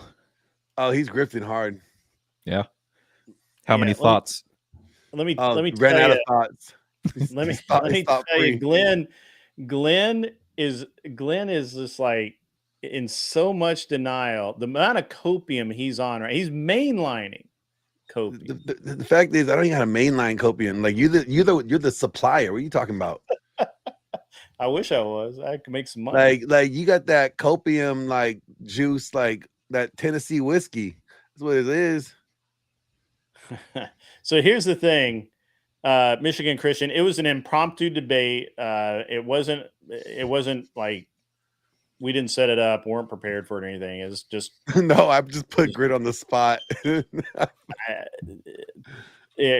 mean, I had my argument pretty well down. There was a couple points I could have picked, but it didn't need to be a 3-hour argument. which it would have been, or a debate, which it would have been. It was fine. Realistically, the only point that was conceded was that no, there's one point conceded, and that was if all you care about is if you don't trust your wife and you think she's going to cheat, then yes, mandatory paternity test makes sense. Other than that, they don't. You shouldn't trust your wife. No, I'm kidding. If I don't trust my wife, I wouldn't be married to her. Well, you trust her to a degree. No, what was I gonna say? I was gonna tell you something. So just suck on that. Me and Clover Tech have come to the conclusion that we got to watch out for these humanoid robots. They're gonna come out as sex robots, but they really are gonna be just feminists. Okay, because feminists run Skynet. Right. Feminists run Skynet. Correct. Yeah, and we got to aim for the battery.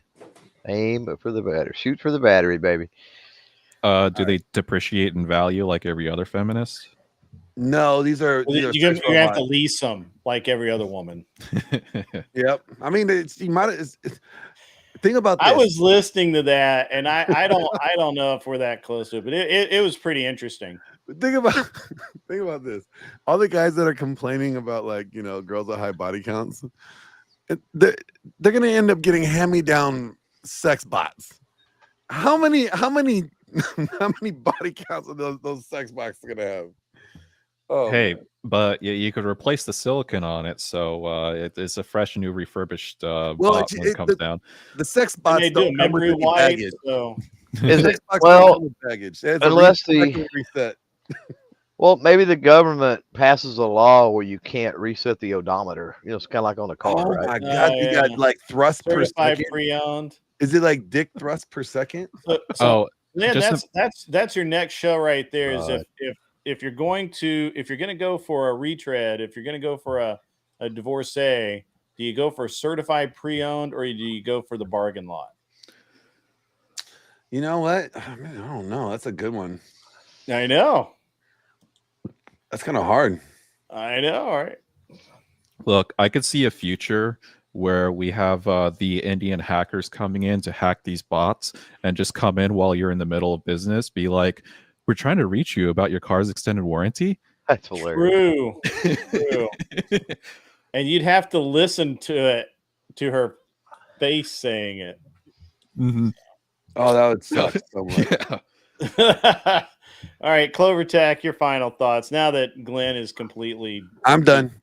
Well, apparently earlier I did shame Raging Patriot into jumping over and becoming a channel member of mine. I saw that.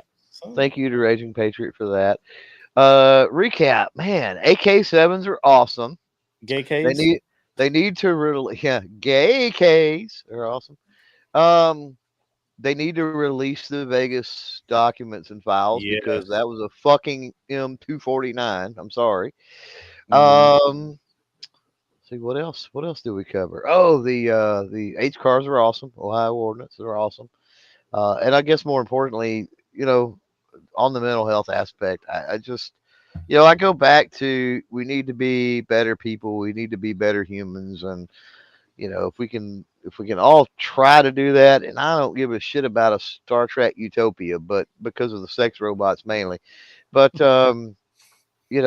we need to get to a point to where we at least give a shit and pay attention to the ones that we care about, if nothing else. So our loved ones, our friends, our families, our neighbors, and we're paying attention to their mental health as well. So that's all. Awesome, guys. I'm gonna or send you might end up with a sex robot. Yeah, don't go with the sex. Don't no,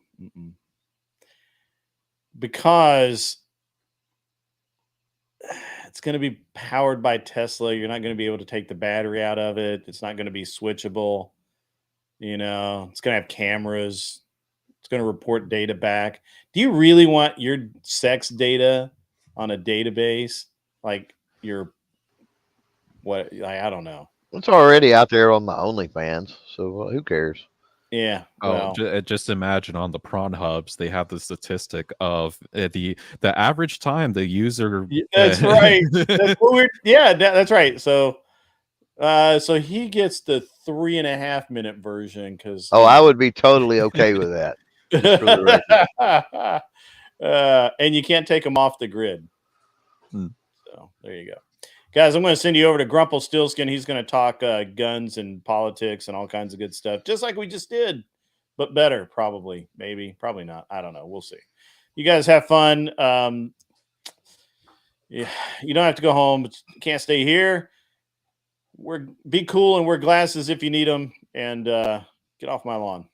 And also listen to this cool outro from Andrew laughing his ass off. Yeah, and I just answered your question. Can you tell me what epistemology means? Epistemology is the study of the epistles.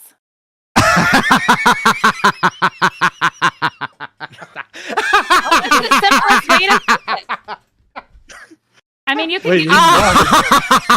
I told me that a husband and wife is supposed to be the representation of God and the church. He said he's a husband. I asked him if he sees himself as the embodiment of God, and he said no. That doesn't make any sense. Wait, what is the epistles? The epistles are the apostles. Are you talking about?